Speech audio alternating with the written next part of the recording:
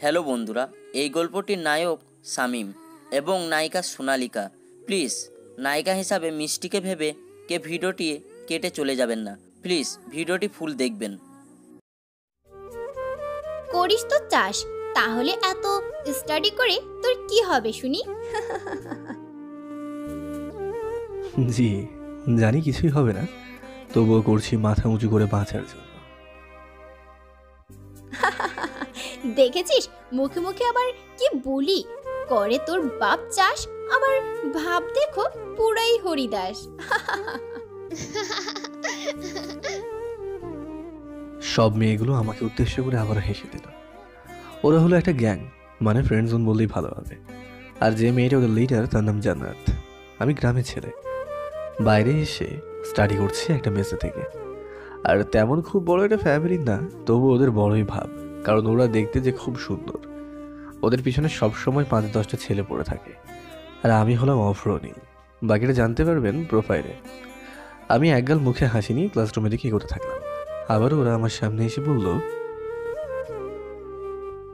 যা তুই চাষ কর গিয়ে। আমি আবারও হেসে বললাম, শুনুন আপনাদের বলি, আপনার আব্বুরা হয়তো বিজনেস করে কিংবা জব করে, আর আমার আব্বু চাষ করে। আর আমার আব্বুর মতো আরো 10টা লোক যদি চাষ না করে, তাহলে আপনাদের মুখে খাবার যাবে না, বুঝেছেন? এবার জান্নাত রেগে গিয়ে আমার গালে একটা কষিয়ে থাপ্পড় দিল। কি তোর এত বড় সাহস, তুই আমার আব্বুকে তুললি? জি তুলেছি তো। দাঁড়া, তোকে এই কলেজ থেকে ছাঁটাইয়ের ব্যবস্থা করছি। ওকে, যা পারেন করুন। ওয়েট। এটা বলেই দেখি জান্নাত তোর টপটা টানতে লাগলো। আমি কিছু না বলে নাটক দেখছি, কিছুটা ছেড়ে খুব জোরে জোরে চিৎকার করতে লাগলো। বাঁচান বাঁচান, এই ছেলে আমার ইজ্জত নেওয়ার চেষ্টা করছে, বাঁচান। ওর সাথে সাথে ওর ফ্রেন্ডরাও চিৎকার করতে লাগলো। আমি ওদের কাণ্ড দেখে তো পুরোই অবাক। আমি ভয় ভয় বললাম, এই কি জ্বালা করছেন? আমি কি করলাম আপনাকে? প্লিজ আমার কিছু করবেন না, প্লিজ ম্যাডাম, প্লিজ। আবার কোনো কথা না শুনে ওরা খুব জোরে চিৎকার করতে লাগলো। সাথে সাথে কিছু স্টুডেন্ট জড়ো হলো, কিছু ছেলে বুক ফুলিয়ে এগিয়ে আসলো। বলে না মেয়ের ডাক শুনলে শালা বুড়োরাও ইচ্ছে জাগে, তেমনই ওরা সামনে আসলো। কি হয়েছে? কে করছে এমন? জান্নাত এবার আমার দিকে আঙুল তুলে কান্না করতে করতে বলতে লাগলো, এই যে এই গ্রামের ছেলেরা আমার সব কেড়ে নিল। আমি তো শুনে পুরোই আশ্চর্য হয়ে গেলাম। আমি যে দৌড়ে পালাবো সেই শক্তিও আমার আর নেই।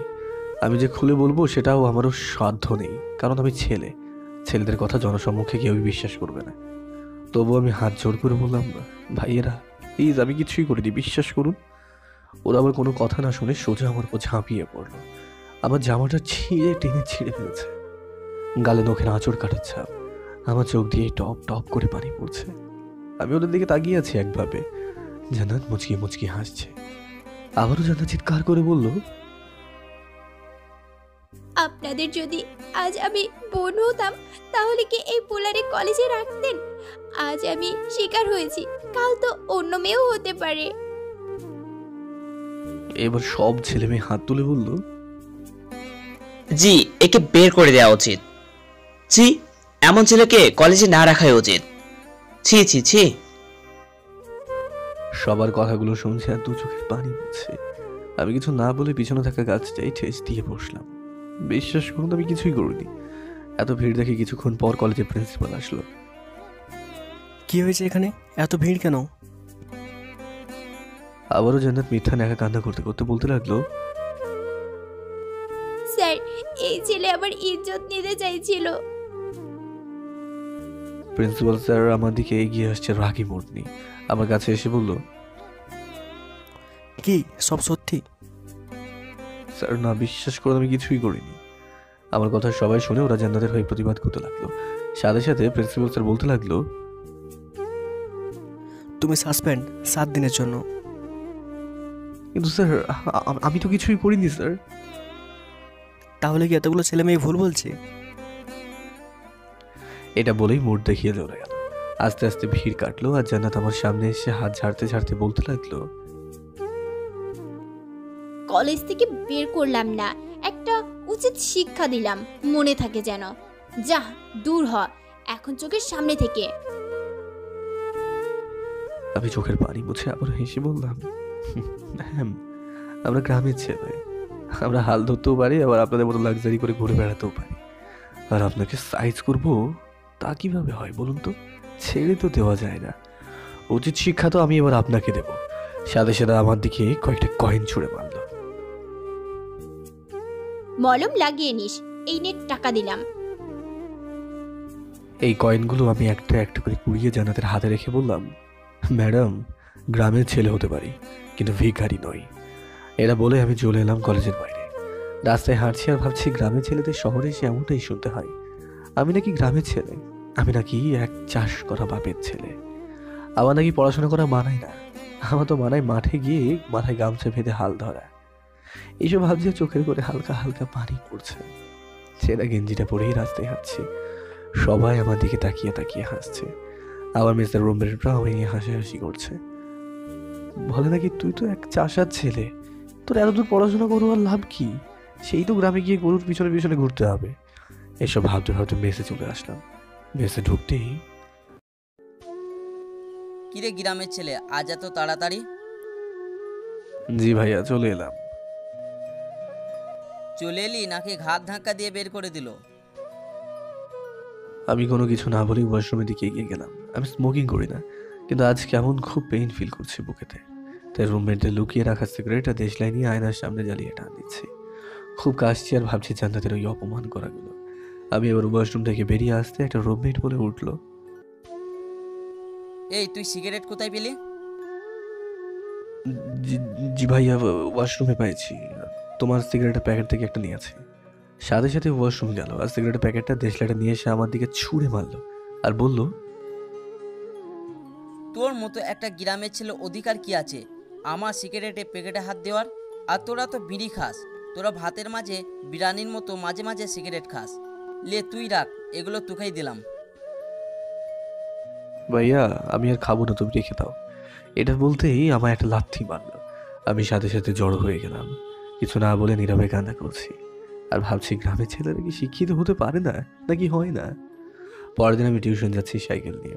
আমি মধ্যবিত্ত পরিবারের ছেলে, তাই আমাদের বাইক কেনার এখন সামর্থ্য নেই, কারণ পড়াশোনাতেই অনেক খরচ হয়, আবার ওদিকে চাষবাস।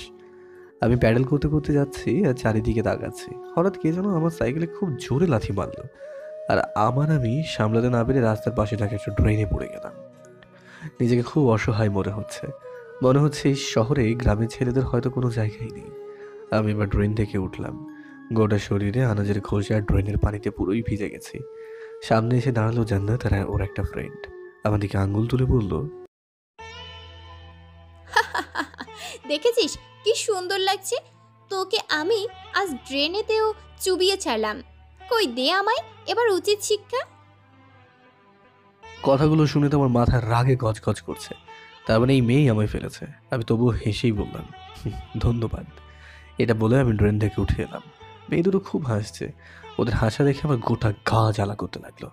আমি হালকা কাছে গিয়ে বললাম, আচ্ছা, একটা কথা বলবেন? জি বল বল।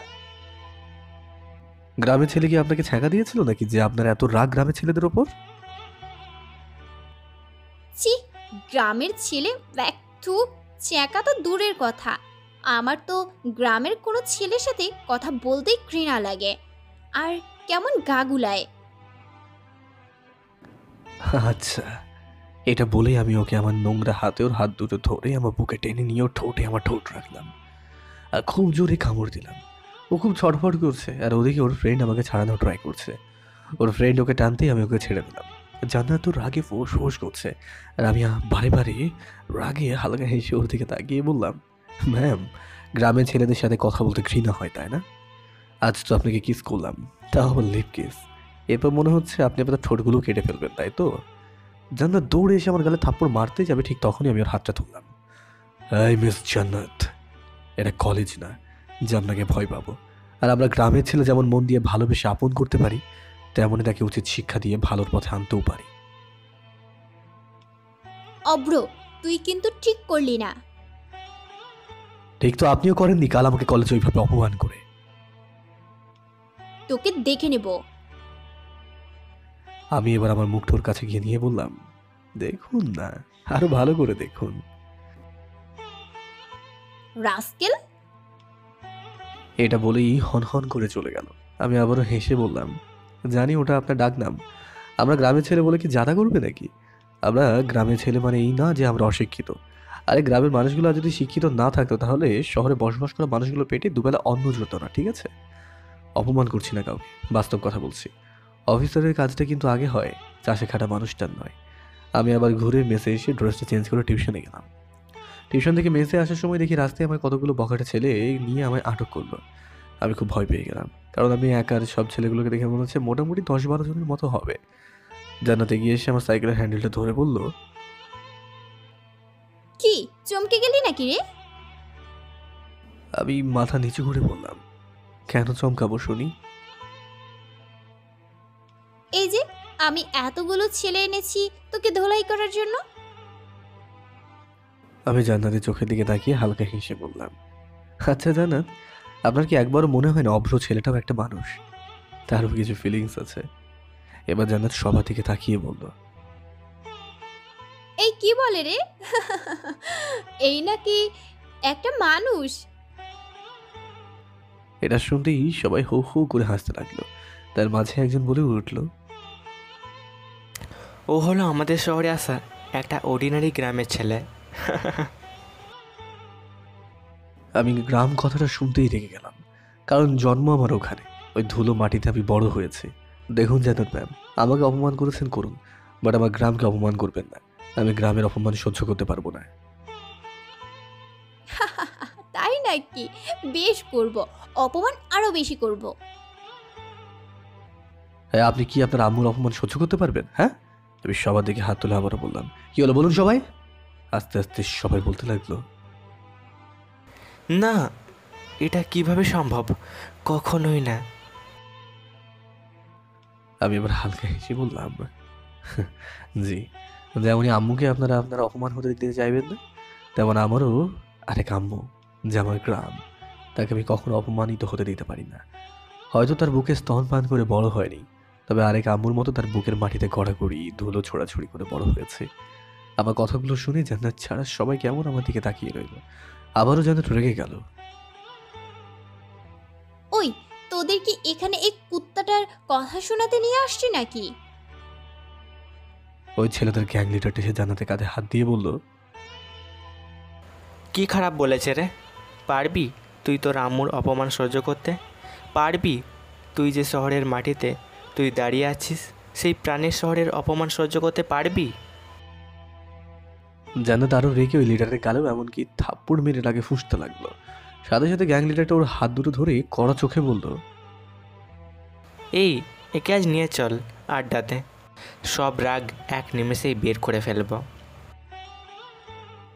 আমার মতো একটা গ্রামের ছেলের সামনে এরকম একটা মেয়েকে জোরাজুরিভাবে নিয়ে যাচ্ছে, সেটা কখনোই দেখতে পারবো না, আর আজও পারছি না। কারণ আমরা গ্রামের ছেলে একজনের বিপদের কথা শুনলে 10 জন বেরিয়ে আসি। আমি তাড়াতাড়ি সাইকেলটা ছেড়ে দিয়ে ওই গ্যাং লিডারের কাছে গেলাম, আর মাথা নিচু করে বললাম, ভাইয়া, ও একটা কম বয়সী পাগল মেয়ে। দেখুন না, আপনাদেরও নিয়ে এসেছিল আমায় মারার জন্য, আর আপনি এখন ওকে নিয়ে যেতে চাইছেন, এটা কি ঠিক? কি ঠিক না ব্যাঠিক সেটা আমাদের বুঝে নিতে দে। খুব রস, তাই না এই মেয়ের? আজ সব রস নিগুড়ে বের করে দেব। আমি ভয়ে ভয়ে ভাইয়ের কাছে হাত নিয়ে গেলাম। আমার চোখে পানি এসে গেল, কারণ এর আগে কখনো কারোর পায়ে ধরিনি। আমরা গ্রামের ছেলে পায়ে ধরতে নয়, হাতে লাঠি ধরে ন্যায় বিচার করতে এগিয়ে যাই। কিন্তু এখানে আমি অক্ষম, কারণ এই নগরে আমি পড়াশোনা করতে এসেছি, কোনো রকম মারপিট নয়। আর আমি পারবো না এতগুলো ছেলের সাথে। তবুও একটা মেয়ের ইজ্জত রক্ষার্থে আমার যতটুকু করার আমি ঠিক ততটুকুই নিজের শেষ নিঃশ্বাস পর্যন্ত করার চেষ্টা করব। আমি ভাইয়ার পাটে ধরলাম, ভাইয়া প্লিজ জান্নাতকে ছেড়ে দিন আমার জন্য অন্তত। আমি তো আপনাদের নিজের ভাই না হয় একজন পাতানো ছোট ভাই, তো ধরে নিন আমি। সাথে সাথে জান্নাতকে ভাইয়া তার ঠেলে দিয়ে চিৎকার করে দিয়ে বলল, দেখ কাকে তুই অপমান করিস। এই ছেলেটাকে, হ্যাঁ এই ছেলেটাকে তুই মারতে নিয়ে এসেছিলি, কিন্তু সে আজ আমার হাত থেকে তোকে বাঁচালো। জান্নাত কেমনভাবে আমার দিকে তাকিয়ে আছে, ঘৃণা দৃষ্টিতে এবার মাথাটা নিচু করে রইল। গ্যাং লিডার আমায় তুলে আমার কাঁধে হাত দিয়ে বলল, sorry bro, well done bro. এটা বলেই সবাই ওরা বাইক নিয়ে চলে গেল। আমি জান্নাতের দিকে আর গেলাম না, কারণ আমি চাই না আমার আম্মুর মতো গ্রামকে যে অপমান করে তার সাথে কথা না বলাটাই শ্রেয়। আমি কোনো কথা না বলে সাইকেলের সিটে চেপে বসতেই জান্নাত আমার দিকে ছুটে গিয়ে এলো। আমি প্যাডেলে পা দিতে এগোতেই যাব, ঠিক তখনই জান্নাত সাইকেলের হ্যান্ডেলটা ধরে বলল, থ্যাঙ্কস। আমি হালকা ওর দিকে মুচকি হেসে সাইকেল নিয়ে ওর থেকে দূরে চলে এলাম। মেসে ঢুকতে আমায় দেখি সবাই জড়ো হয়ে যাচ্ছে। আমি তো দেখে পুরোই অবাক। রোমান মানে আমার রুমমেট আমায় দেখে কেমন অন্যদিকে ঘুরে গেল। আমি এবার কাঁধ থেকে ব্যাগ নামাতেই যাবো, ঠিক তখনই আরেক রুমমেট আমার ব্যাগটা হাতে নিল। ভাবলাম হয়তো ছুঁড়ে ফেলে দেবে, কারণ এইটা আমার সাথে প্রতিবারই হয়। আমি তো গ্রামের ছেলে, তাই আমার এত অবহেলা। কিন্তু আজ যেটা হলো দেখে তো আমি পুরোই অবাক। দেখলাম আরেক রুমমেট মানে সিয়াম আমার ব্যাগটা ঝেড়ে কার্নিশে রেখে দিল। ভাবলাম ওরা হয়তো শুধরে গেছে। বাহ, খুব ভালো। আমি এবার বিছানায় বসতেই সাথে সাথে দেখি আমাদেরকে রোমান এসে সিগারেট এগিয়ে দিল। ভাবলাম হয়তো অপমান করবে। আমি ওর দিকে তাকিয়ে বললাম, আমি তো সিগারেট প্যাকেট থেকে একটা বের করিনি, তাহলে আবার আমায় ছুঁড়ে মারতে আসছো কেন? রোমান এবার হেসে আমার পাশে বসলো। আমি ওদের থেকে সবসময় অনেক দূরত্ব থাকি, কারণ ওরা আমাকে প্রচুর কষ্ট দেয়, এটা ওটা বলে। আরে না না ভাই, তুমি খাও। না না, আজ খাবো না। আরে ভাই খাও খাও। এটা বলে আমার ঠোঁটে সিগারেট গুজে আগুন লাগিয়ে দিল। এবার রোমান আমার দিকে তাকিয়ে হাসতে হাসতে বলল, ভাই তোর যে এই শহরে গ্যাং লিডারের সাথে চেন আছে সেটা আগে বলিসনি তো। ও তার মানে এরা আমায় ওদের সাথে থাকতে দেখে নিয়েছে। আমি হালকা এসে বললাম, আরে না না, কই না, আমি তেমন কাউকে চিনি না। আর কোনো কথা না বলে রোমান উঠে গেল আবার। ভাই আজ থেকে আমরা খুব ভালো বন্ধু, তোর যা লাগবে তুই তাই আমাকে বলবি। আচ্ছা ওকে ভাইয়া। রোমান এবার আমার পিঠে একটা চাটি মেরে বলল, এই শালা ভাই কি দোষ বল। সত্যি শুনে অনেক খুশি লাগছে আজ। এরাও আমাকে দোস্ত বলে দাবি করছে, হোক না সেটা গ্যাং লিডারদের সাথে দেখার কারণে। তবুও তো আমাকে আজ ওরা আপন করে ভয় হলেও। বিকেলের দিকে মেসের বাইরে এসে মোবাইল টিপছে। এখন থেকে সবাই আমার সাথে মিশেছে। হঠাৎ জান্নাত আমার মেসের সামনে এসে আমার খোঁজ করতে লাগলো। পাশের একটা রুমমেট এসে বলল, আরে অব্র, তোকে একটা মেয়ে খুঁজতেছে। কে? আরে জানি না, দেখ বাইরে স্কুটি নিয়ে এসেছে। ও আচ্ছা, আমি দেখছি। এটা বলে আমি ফোনটা পকেটে পুরে বাইরে গেলাম। বাইরে আসতেই দেখি জান্নাতকে ছাড়া তো আর কাউকে এখানে স্কুটি নিয়ে দাঁড়িয়ে থাকতে দেখা যাচ্ছে না। আমি বের হতেই আমাকে দেখলো। আমি ওকে ইগনোর করে গেটের ভিতরে চলে আসবো, ঠিক তখনই জান্নাত আমার কাছে দৌড়ে এসে আমার একটা হাত ধরে স্কুটির কাছে টেনে নিয়ে এলো। আমি ওর দিকে না তাকিয়ে বললাম, হাতটা ছাড়ুন প্লিজ। না, ছাড়বো না।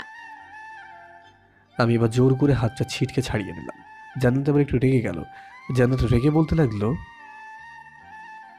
এই গ্রামের ছেলে, তুই কি ভেবেছিস বল তো? আমি ভেবেছিলাম তোকে সরি বলে সব ঠিক করে নিব, কিন্তু তুই তো গ্রামের খ্যাত ছেলে, যাকে বলে আবর্জনা থেকে উঠে আসা একটা অর্ডিনারি ছেলে। ছি। আমায় যা খুশি বলুন, আমি সব সইতে পারি, তবে আমার গ্রামের অপমান আমি সহ্য করতে পারবো না। এই তুই কি করবি?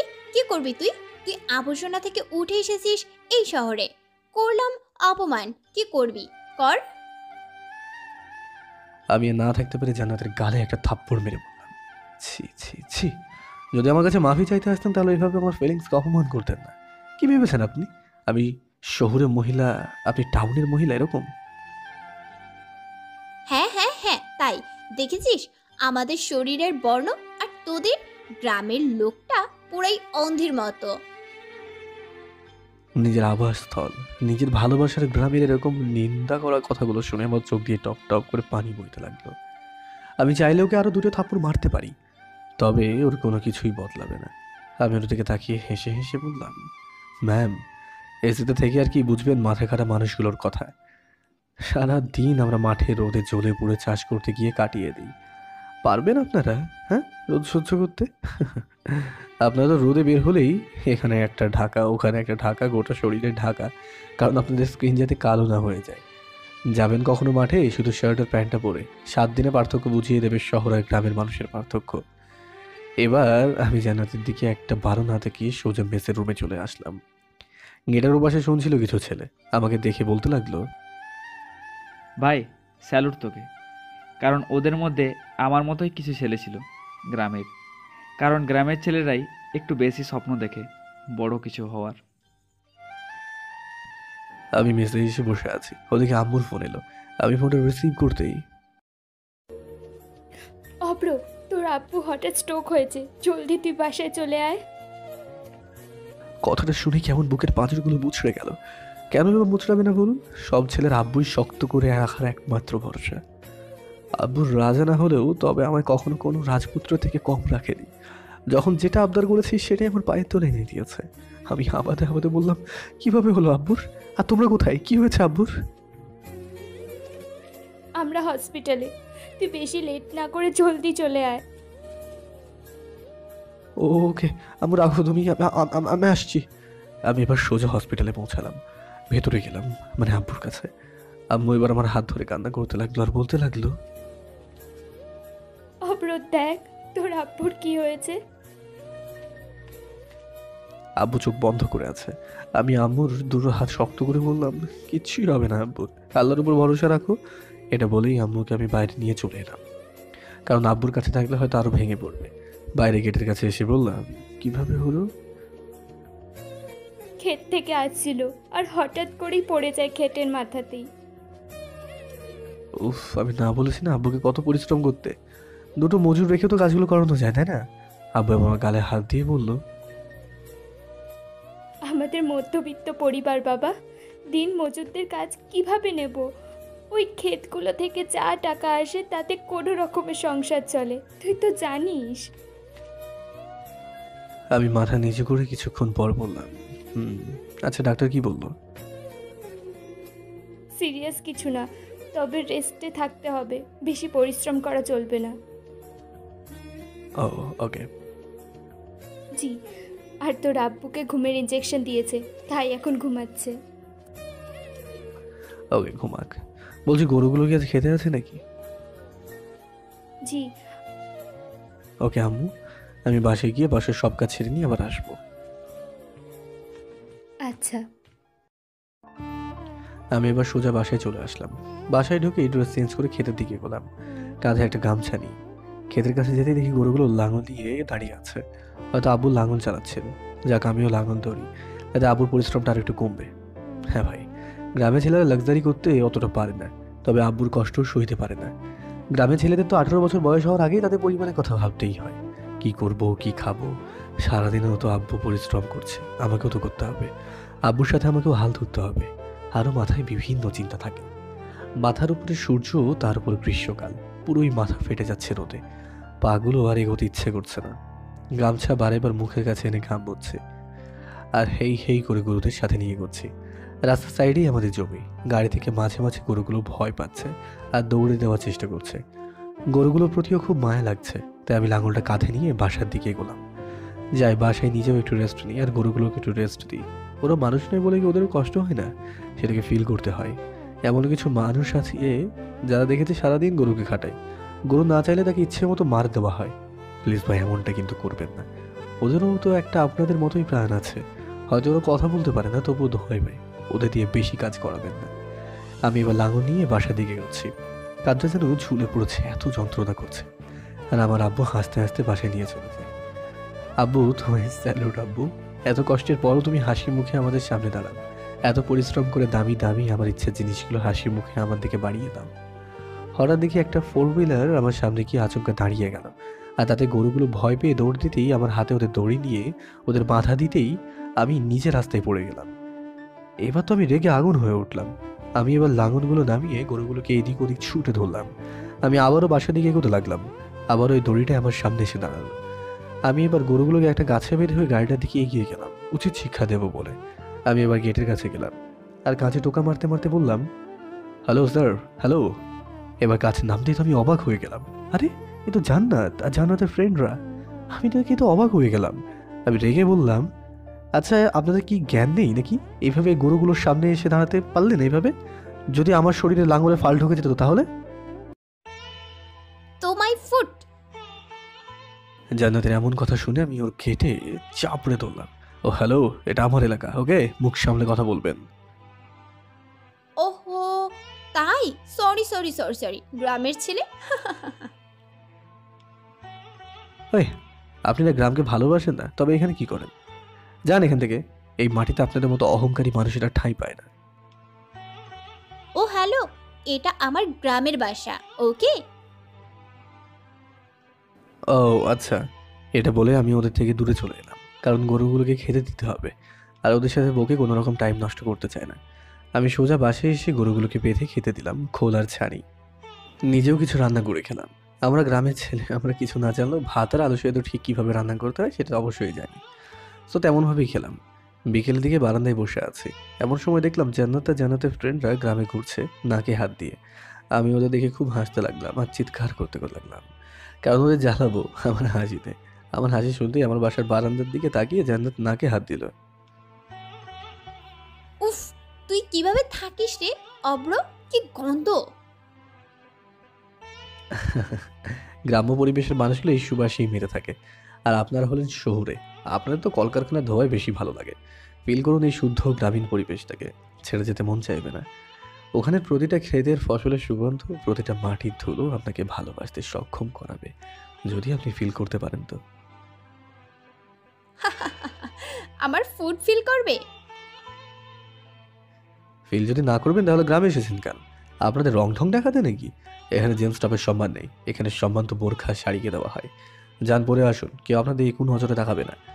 আর হ্যাঁ, যাদের দোষ দেন ছেলেরা নাকি বাজে হয়, ছেলেরা নাকি খুব খারাপ চোখে তাকায়, যদি নিজেকে এইভাবে রাখেন তাহলে ছেলেরা তাকাবেই, কারণ তারা কতক্ষণ কন্ট্রোল করবে। তাই নিজেকে আগে সামলিয়ে রাখুন, নিজেকে আগে গুছিয়ে রাখুন, সুন্দরভাবে রাখুন। ও হ্যালো, জ্ঞান দিবি না, আমার চাই না তোর থেকে জ্ঞান। জ্ঞান আমি কেন দিতে যাব? গ্রামের মুরব্বীদের থেকে একটু নিয়েন, জীবনটা পাল্টে যাবে, আর বাস্তব সমাজকেও চিনতে আপনাকে বাধ্য করাবে। এই জান্নাত, এই গ্রামের ছেলেটার সাথে কেন তুই বকছিস বলতো? গ্রামের মানুষদের এতই যদি ঘৃণা করেন, তাহলে গ্রামের মাটির উপরে কোন অধিকারে দাঁড়িয়ে আছে? এখনই আপনার ছুঁড়ে ফেলে দিতে পারি, কিন্তু আমাদের গ্রামের মানুষদের মন সর্বদা সরল। কাউকে কোনো রকম আঘাত করি না, সেটা মনের হোক কিংবা শরীরের। এসেছে আমাদের ছুঁড়ে ফেলার। এটা বলেই জান্নাতরা আবার নাকে হাত দিয়ে চলে যেতে শুরু করলো। সন্ধ্যার দিকে বাসার সব কাজ ছেড়ে খোলা একটা খেতে গিয়ে বসলাম। আরও পাড়ার অনেক ভাইয়ারা এসে বসে আছে। গ্রীষ্মের দিনে এই সন্ধ্যাবেলায় খেতে বসে থাকার মজাটাই আলাদা। উফ, হালকা হাওয়া, জামা খুলে দিয়ে বসে থাকা, কেউ ফোন টিপছে, কেউ বিড়ি সিগারেটে মেরে উঠেছে, আবার কারো কারো বাসায় ঝুট ঝামেলা, একে ওকে শেয়ার করে মাইন্ড ফ্রেশ করছে। জি ভাই, গ্রামের মানুষরা এরকমই হয়, সবাই সবাইকে বিপদে আপদে সাহায্য করে। ওর কথা ওকে বলে মন ফ্রি করে। আর অনেক কিছুই আছে যা না বলে কখনো প্রকাশ করা যায় না। যত সন্ধ্যা হচ্ছে তত ভিড় বাড়ছে। চায়ের দোকানের পাশেই ক্ষেত, চায়ের দোকানে কারোর সাথে তর্কাতর্কি, আবার কারোর সাথে হাসাহাসি লেগেই আছে। এই পাড়াতে কে কী করছে, ওই পাড়াতে কে কী করছে, সবটা জানা যায় এই গ্রামের চায়ের দোকান থেকে। হঠাৎ দেখি অনেকগুলো মেয়ে একসাথে হেঁটে হেঁটে চায়ের দোকানের পাশে থাকা ফুচকা স্টলের কাছে আসলো। ওই হ্যালো, ফুচকা বানান তো, একদম ঝাক্কাস করে। ফুচকা দোকানের লাইট ওদের মুখের কাছে আসতে আমি বুঝতে পারলাম ওরা তো জান্নাতের ফ্রেন্ড। আমি চিৎকার করে বলে দিলাম, মাম্মা ফুচকা ভালোভাবে দিও, নয়তো আবার থাপ্পড় পড়তে পারে, মনে রেখো কিন্তু। সবাই ক্ষেতের অন্ধকারের দিকে তাকিয়ে আছে। এই কে বললো এটা? জান্নাতের একটা ফ্রেন্ড, মানে রুহি। তুই হলো এই গ্রামেরই মেয়ে, সেও না, তবে ফ্রেন্ড হবে হয়তো, নয়তো বোন। ও হ্যাঁ, ওর গ্রামের বাসা এখানে বলেছিল, তাহলে হয়তো ওর বোন হবে। ওরা বলেই রুহি মোবাইলে ফ্ল্যাশ দিলে ক্ষেতের দিকে নেমে এলো। আর ওটা আমার ভয়েস খুব ভালো করেই জানে, তাই সোজা আমার কাছে এসে কোমরে হাত দিয়ে বলল, এই তবে ওভাবে বললে কেন গো?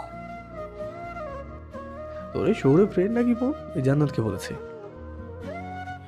চেনো? জি, খুব ভালো করেই চিনি। বলো। এটা বলেই মুখ বাঁকিয়ে দাঁড়িয়ে রইল। রুহি আমাকে লাইক করে, আমি অনেক আগে থেকেই জানি। তবে আমাদের গ্রাম্য সমাজে এক গ্রামেতে এরকম ভালোবাসা ঠিক না, আর তেমন আমার কোনো ফিলিংসও নেই ওর উপরে। মেয়েটা বেশ আহামরি দেখতে, চোখগুলো পুরোই টানা টানা, মুখে একগাল হাসি সর্বদাই থাকে, এক কথা জাস্ট ডিভাইন। খুব সুন্দরী আর খুব বুদ্ধিমতী। রুহি আবার বলল,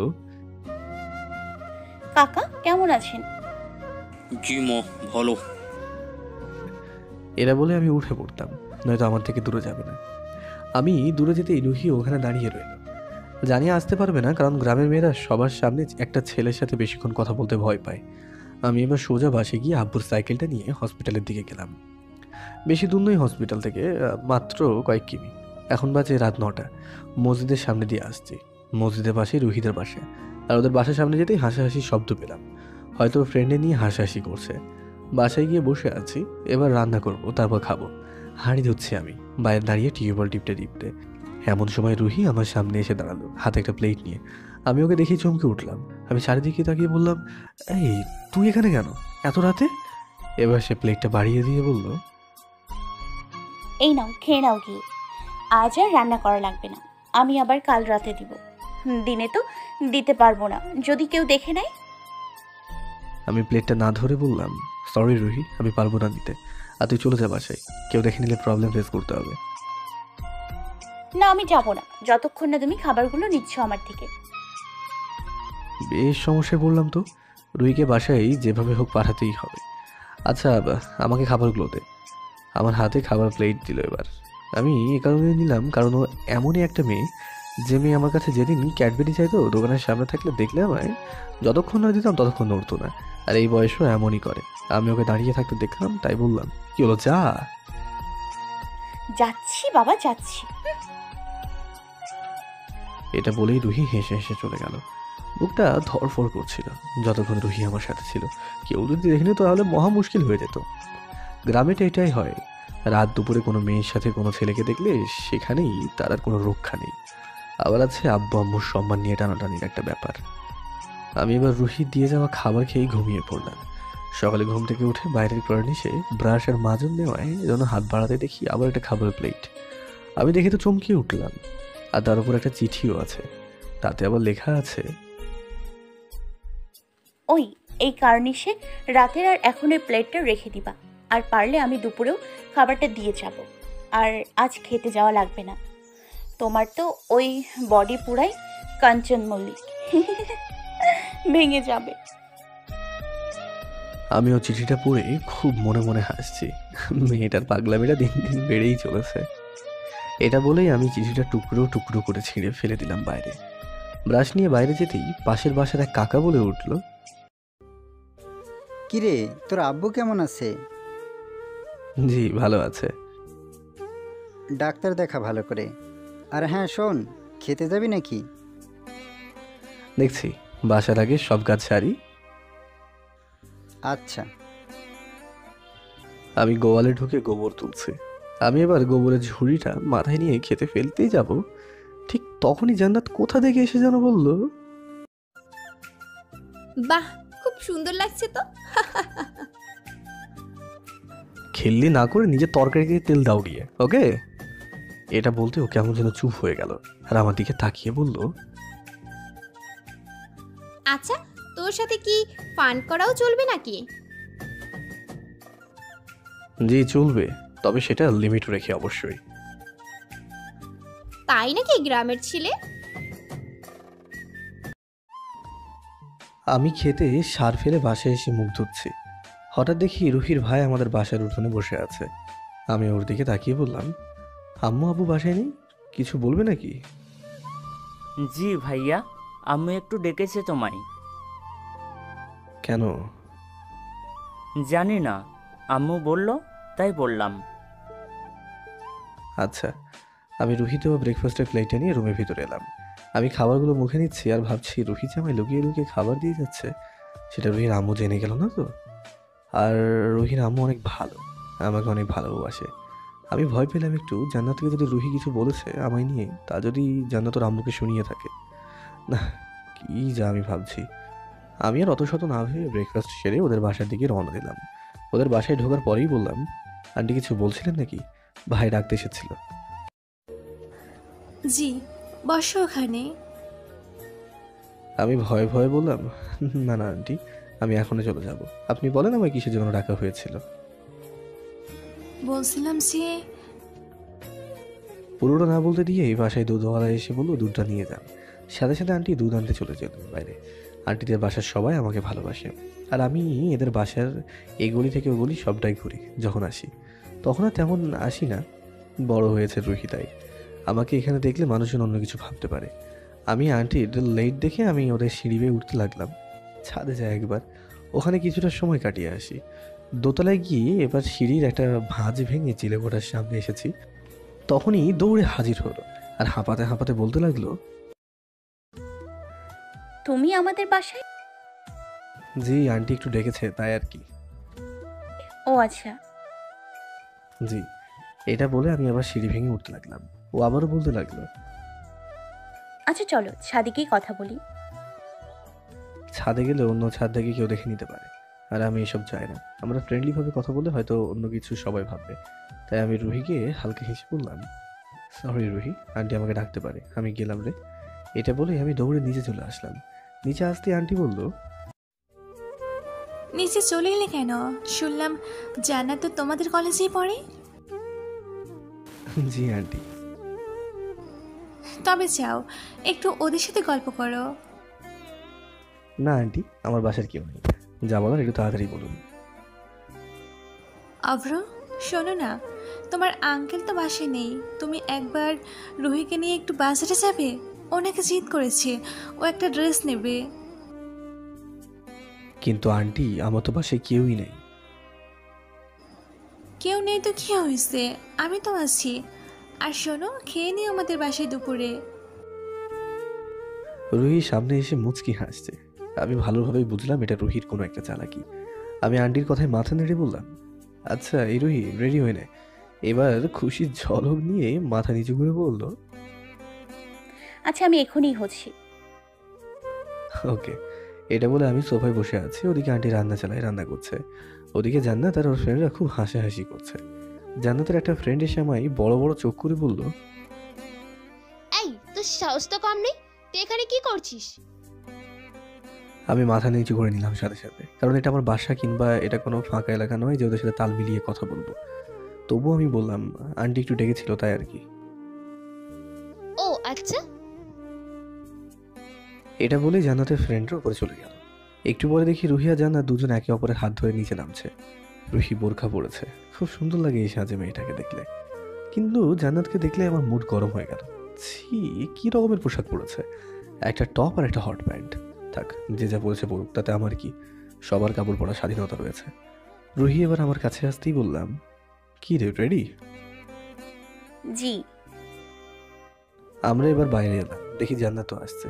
আমি রুহির ভাইয়ের সাইকেলটা নিয়ে রুহির আম্মুর সামনে গিয়ে দাঁড়ালাম আর সিটে বসলাম। আমি এবার রুহিকে বললাম, কি রে, বসে পড়।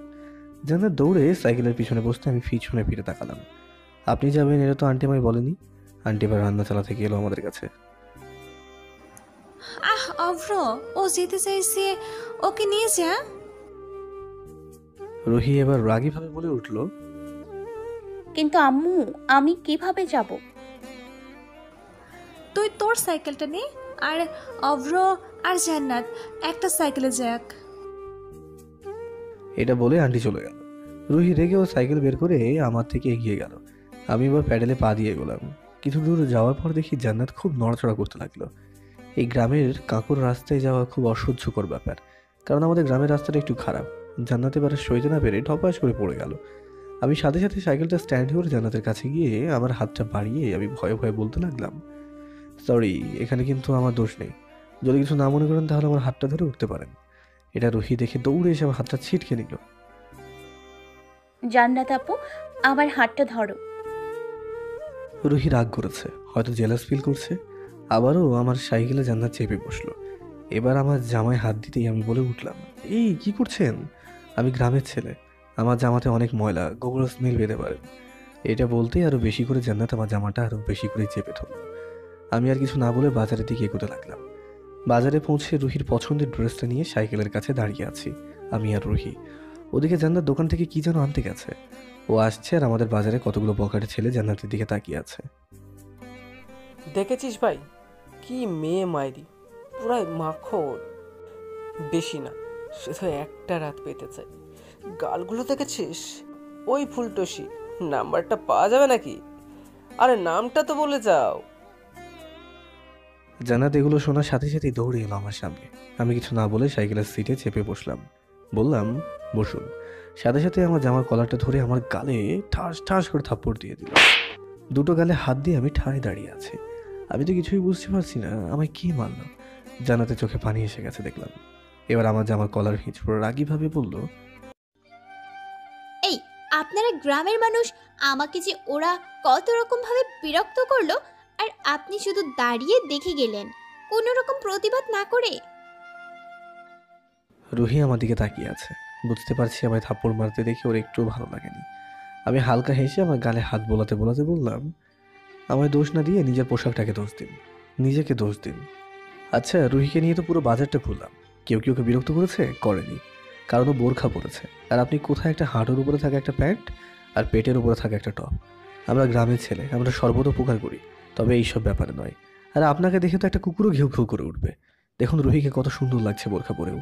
মেয়েদের সৌন্দর্য বোরখাই কোনো ছোট পোশাকে নয়, ঠিক আছে? এই গ্রামের ছেলেটা বলছে। আর এটা শহর না, এটা গ্রাম, ঠিক আছে?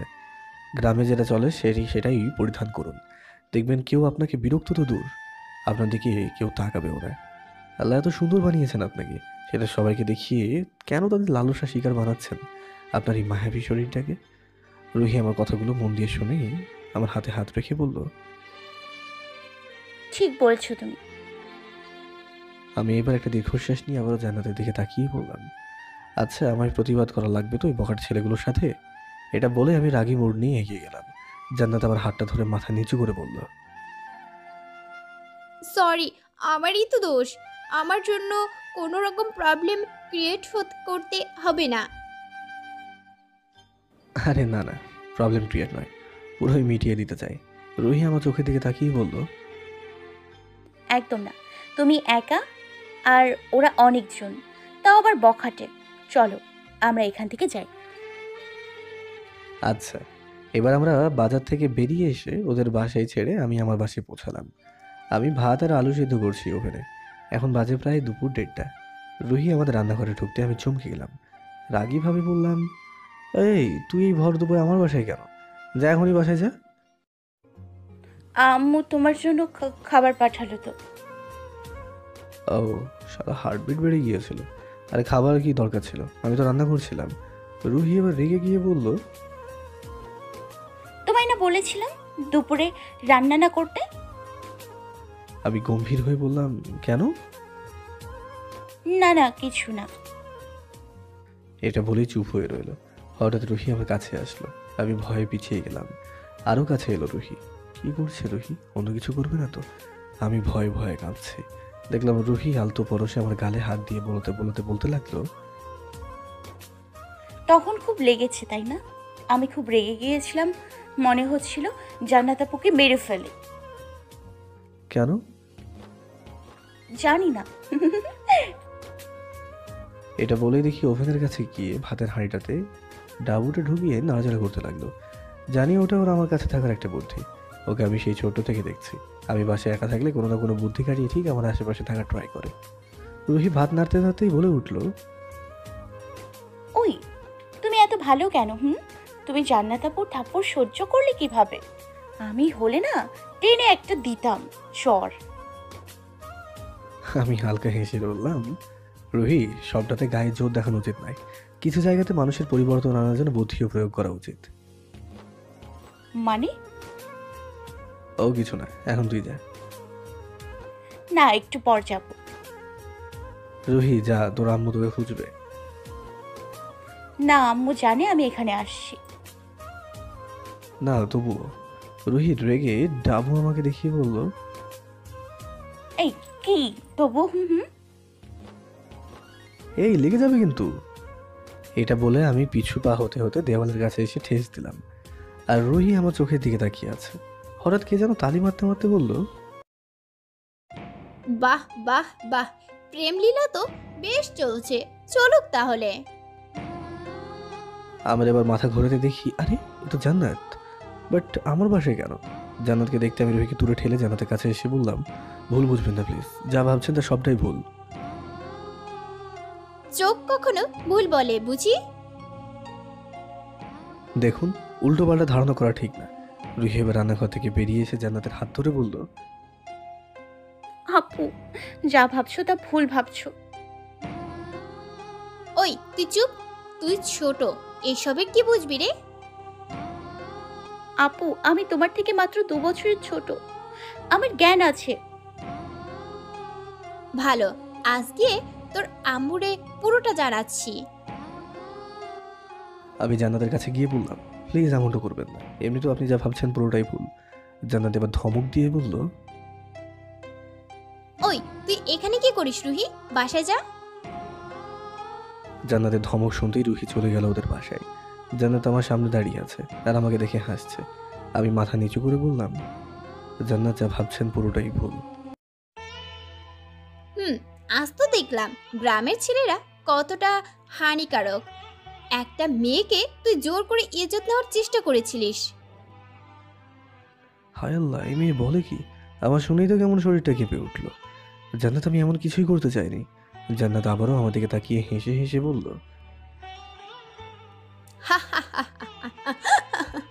তাই নাকি? আমি নিজেকে এবার শক্ত করলাম। জান্নাত আমাকে এরকম অবস্থায় দেখে খুব হাসাহাসি করছে, আমার দুর্বলতার সুযোগ দিচ্ছে।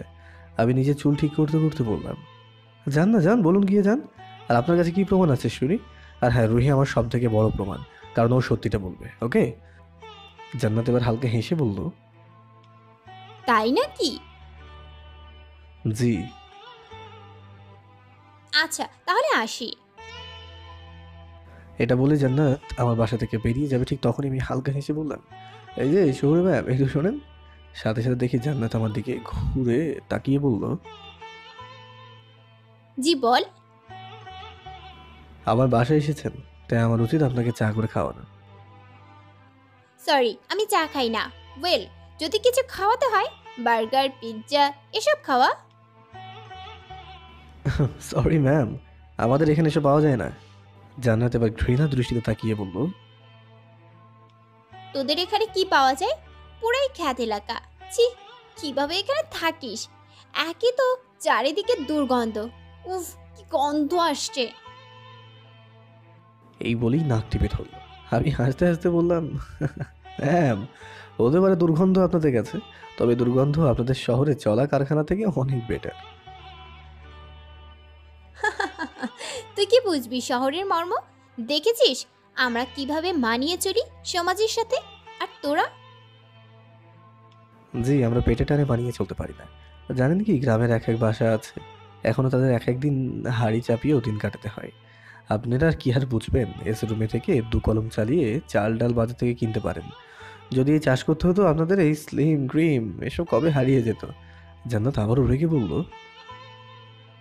গ্রাম তো গ্রামই হয়।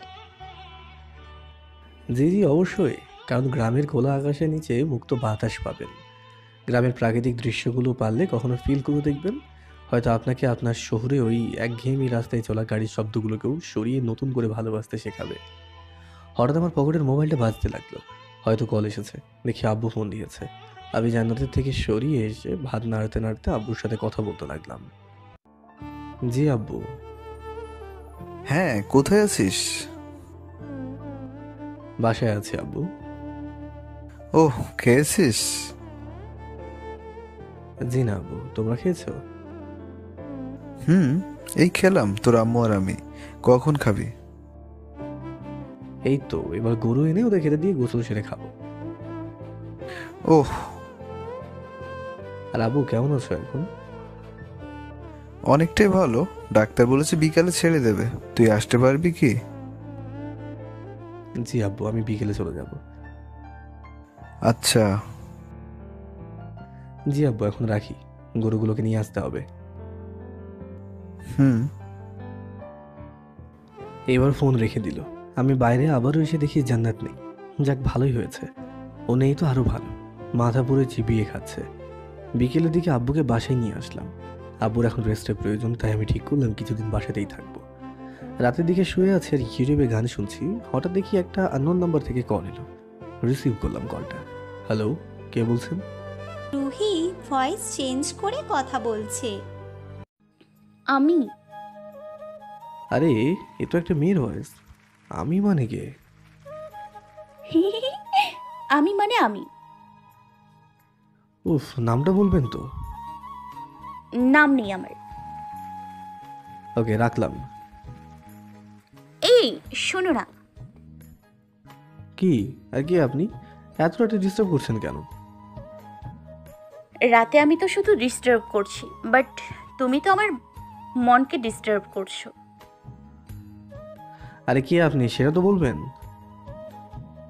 নাম না জানা এক পাখি। আমি আপনার কবিতা শায়েরি শোনার জন্য ফোনটা রিসিভ করিনি। যদি কিছু বলতে চান বলুন, হয়তো আমি রাখলাম। না হলে ওই পাশ থেকে একটা গম্ভীর ভয়েস বলে উঠলো, খুব ভাব তাই না? আরে ভাব কেন হবে, আপনাকে আমি চিনি না জানি না, তাহলে কিভাবে বলবো? বললাম না আমি এক কোনো নাম না জানা পাখি। উফ, এই বলে আমি ফোনটা রেখে দিলাম। আরে কে রে ভাই, এটা কেন জ্বালাচ্ছে? হয়তো রং নাম্বার, তাই আমি কোনো কিছু না ভেবে আবারও ফোনটা টিপতে লাগলাম। কখন যে ঘুমিয়ে পড়েছি কোনো খেয়ালই নেই। সকালে মোরগের ডাকে শুনে ঘুম ভাঙল। গা ভাঙতে ভাঙতে ব্রাশ নিয়ে গিয়ে গোয়ালে ঢুকে গোবর তুলে ফেলতে গেলাম খেতে। বাসায় এসে এবার কিছু খেয়ে লাঙ্গলা গরু নিয়ে বেরিয়ে পড়লাম ক্ষেতের দিকে। এখন ধান মোনার টাইম, চাষ দেওয়া লাগবে। আমি খেতে গিয়ে গরুগুলোর সাথে লাঙল লাগিয়ে জলা জমিতে চাষ দিচ্ছি। কপাল থেকে ঘাম ঝরছে, প্রচুর রোদ। আমি হেই হেই করে গরু দাঁড়াচ্ছি আর কাদা করছি। আমার গোটা শরীরে এখন কাদামাটি জলের ছেটা। আমি দূর থেকে তাকিয়ে দেখতেই দেখি একদল মেয়ে আমার দিকে আসছে। জমির মাথায় মাথায় আসছে, ঠিক ভালোভাবে চলতে পারছে না, হেলে দুলে চলছে। আমি ওদের দেখে হাসছি খুব। আমার কাছাকাছি আসতে দেখি জান্নাত আর ওর ফ্রেন্ডরা। জান্নাত তো পুরোই ঝুলে পড়েছে, কারণ ও বেশি টলমল করছে। আমার কাছে এবার আসতে গিয়ে নিজের টাল না সামলান রাখতে পেরে ধপাস করে আমাদের খেতে আছাড় গেল। সবাই তো হি হি করে খুব হাসছে। আমারও খুব হাসি পেয়ে গেল, বাট আমি হাসছি না, কারণ জান্নাত খারাপ ভাবতে পারে। ওর গোটা শরীরে এখন কাদা। আমি হাল থামিয়ে জান্নাতের দিকে গেলাম। ওর পা কাদায় ঢুকে গেছে, বের করতে পারছে না। আমি এবার ওর দিকে তাকাতেই জান্নাত রাগীভাবে বলে উঠল, ওর পা কাদায় ঢুকে গেছে, বের করতে পারছে না। আমি এবার ওর দিকে তাকাতেই জান্নাত রাগীভাবে বলে উঠল, এই কি দেখছিস, হেল্প কর না। আমি জান্নাতের দিকে তাকিয়ে বললাম, ভেবে নিন ম্যাডাম, এটা গ্রামের ছেলের কাদামাখা হাত, যদি খারাপ লাগে। না লাগবে না। ওকে। আমি এবার পাগুলো হাত দিয়ে আস্তে আস্তে করে টেনে তুলে দিলাম ওপরে। জান্নাত আমার দিকে অপলক দৃষ্টিতে তা এখনো তাকিয়ে আছে। কাদায় পড়ে যাওয়া ওর শরীরের উপর টপটার হট প্যান্টটা ভিজে গেছে। ওর বুকের প্রতিটা ভাঁজ বুঝতে পারা যাচ্ছে। আমি আমার মাথা থেকে গামছাটা খুলে ওর বুক ঢেকে দিলাম আর বললাম, জি এবার বলুন, হঠাৎ এদিকে? আমরা সবাই ফিরে যাচ্ছি। আমি হালকা হেসে বললাম, আচ্ছা আবার আসবেন। জি, আর তুই কবে যাচ্ছিস? দেখি সব ঠিক করে যাব। ও আচ্ছা। তা আমাদের গ্রাম কেমন লাগলো আপনার? একদম ডিসগাস্টিং, কাদা ধুলো, ছি। আচ্ছা এবার আপনারা যেতে পারেন। আপনার জন্য আমাদের গ্রামটা লজ্জাবোধ করছে। তোকে আমি দেখে নিব। এই তো দেখতে এলেন আমি কেমন আছি কিনা। ও হ্যালো, তুই আমাদের ক্লাসমেট, তাই এলাম। ধন্যবাদ, এবার যেতে পারেন। জান্নাত আমার চোখের দিকে তাকিয়ে বলল, আর কিছু? জি, যদি নিয়ে যেতে পারেন তো গ্রামের একটু ভালোবাসা নিয়ে যান। সাথে আমি তোরও চাই। মানে? না না কিছু না, চলি রে। আচ্ছা হ্যাঁ, গামছাটা রুহিকে দিয়ে আমাদের বাসায় পৌঁছে দিতে বলবেন।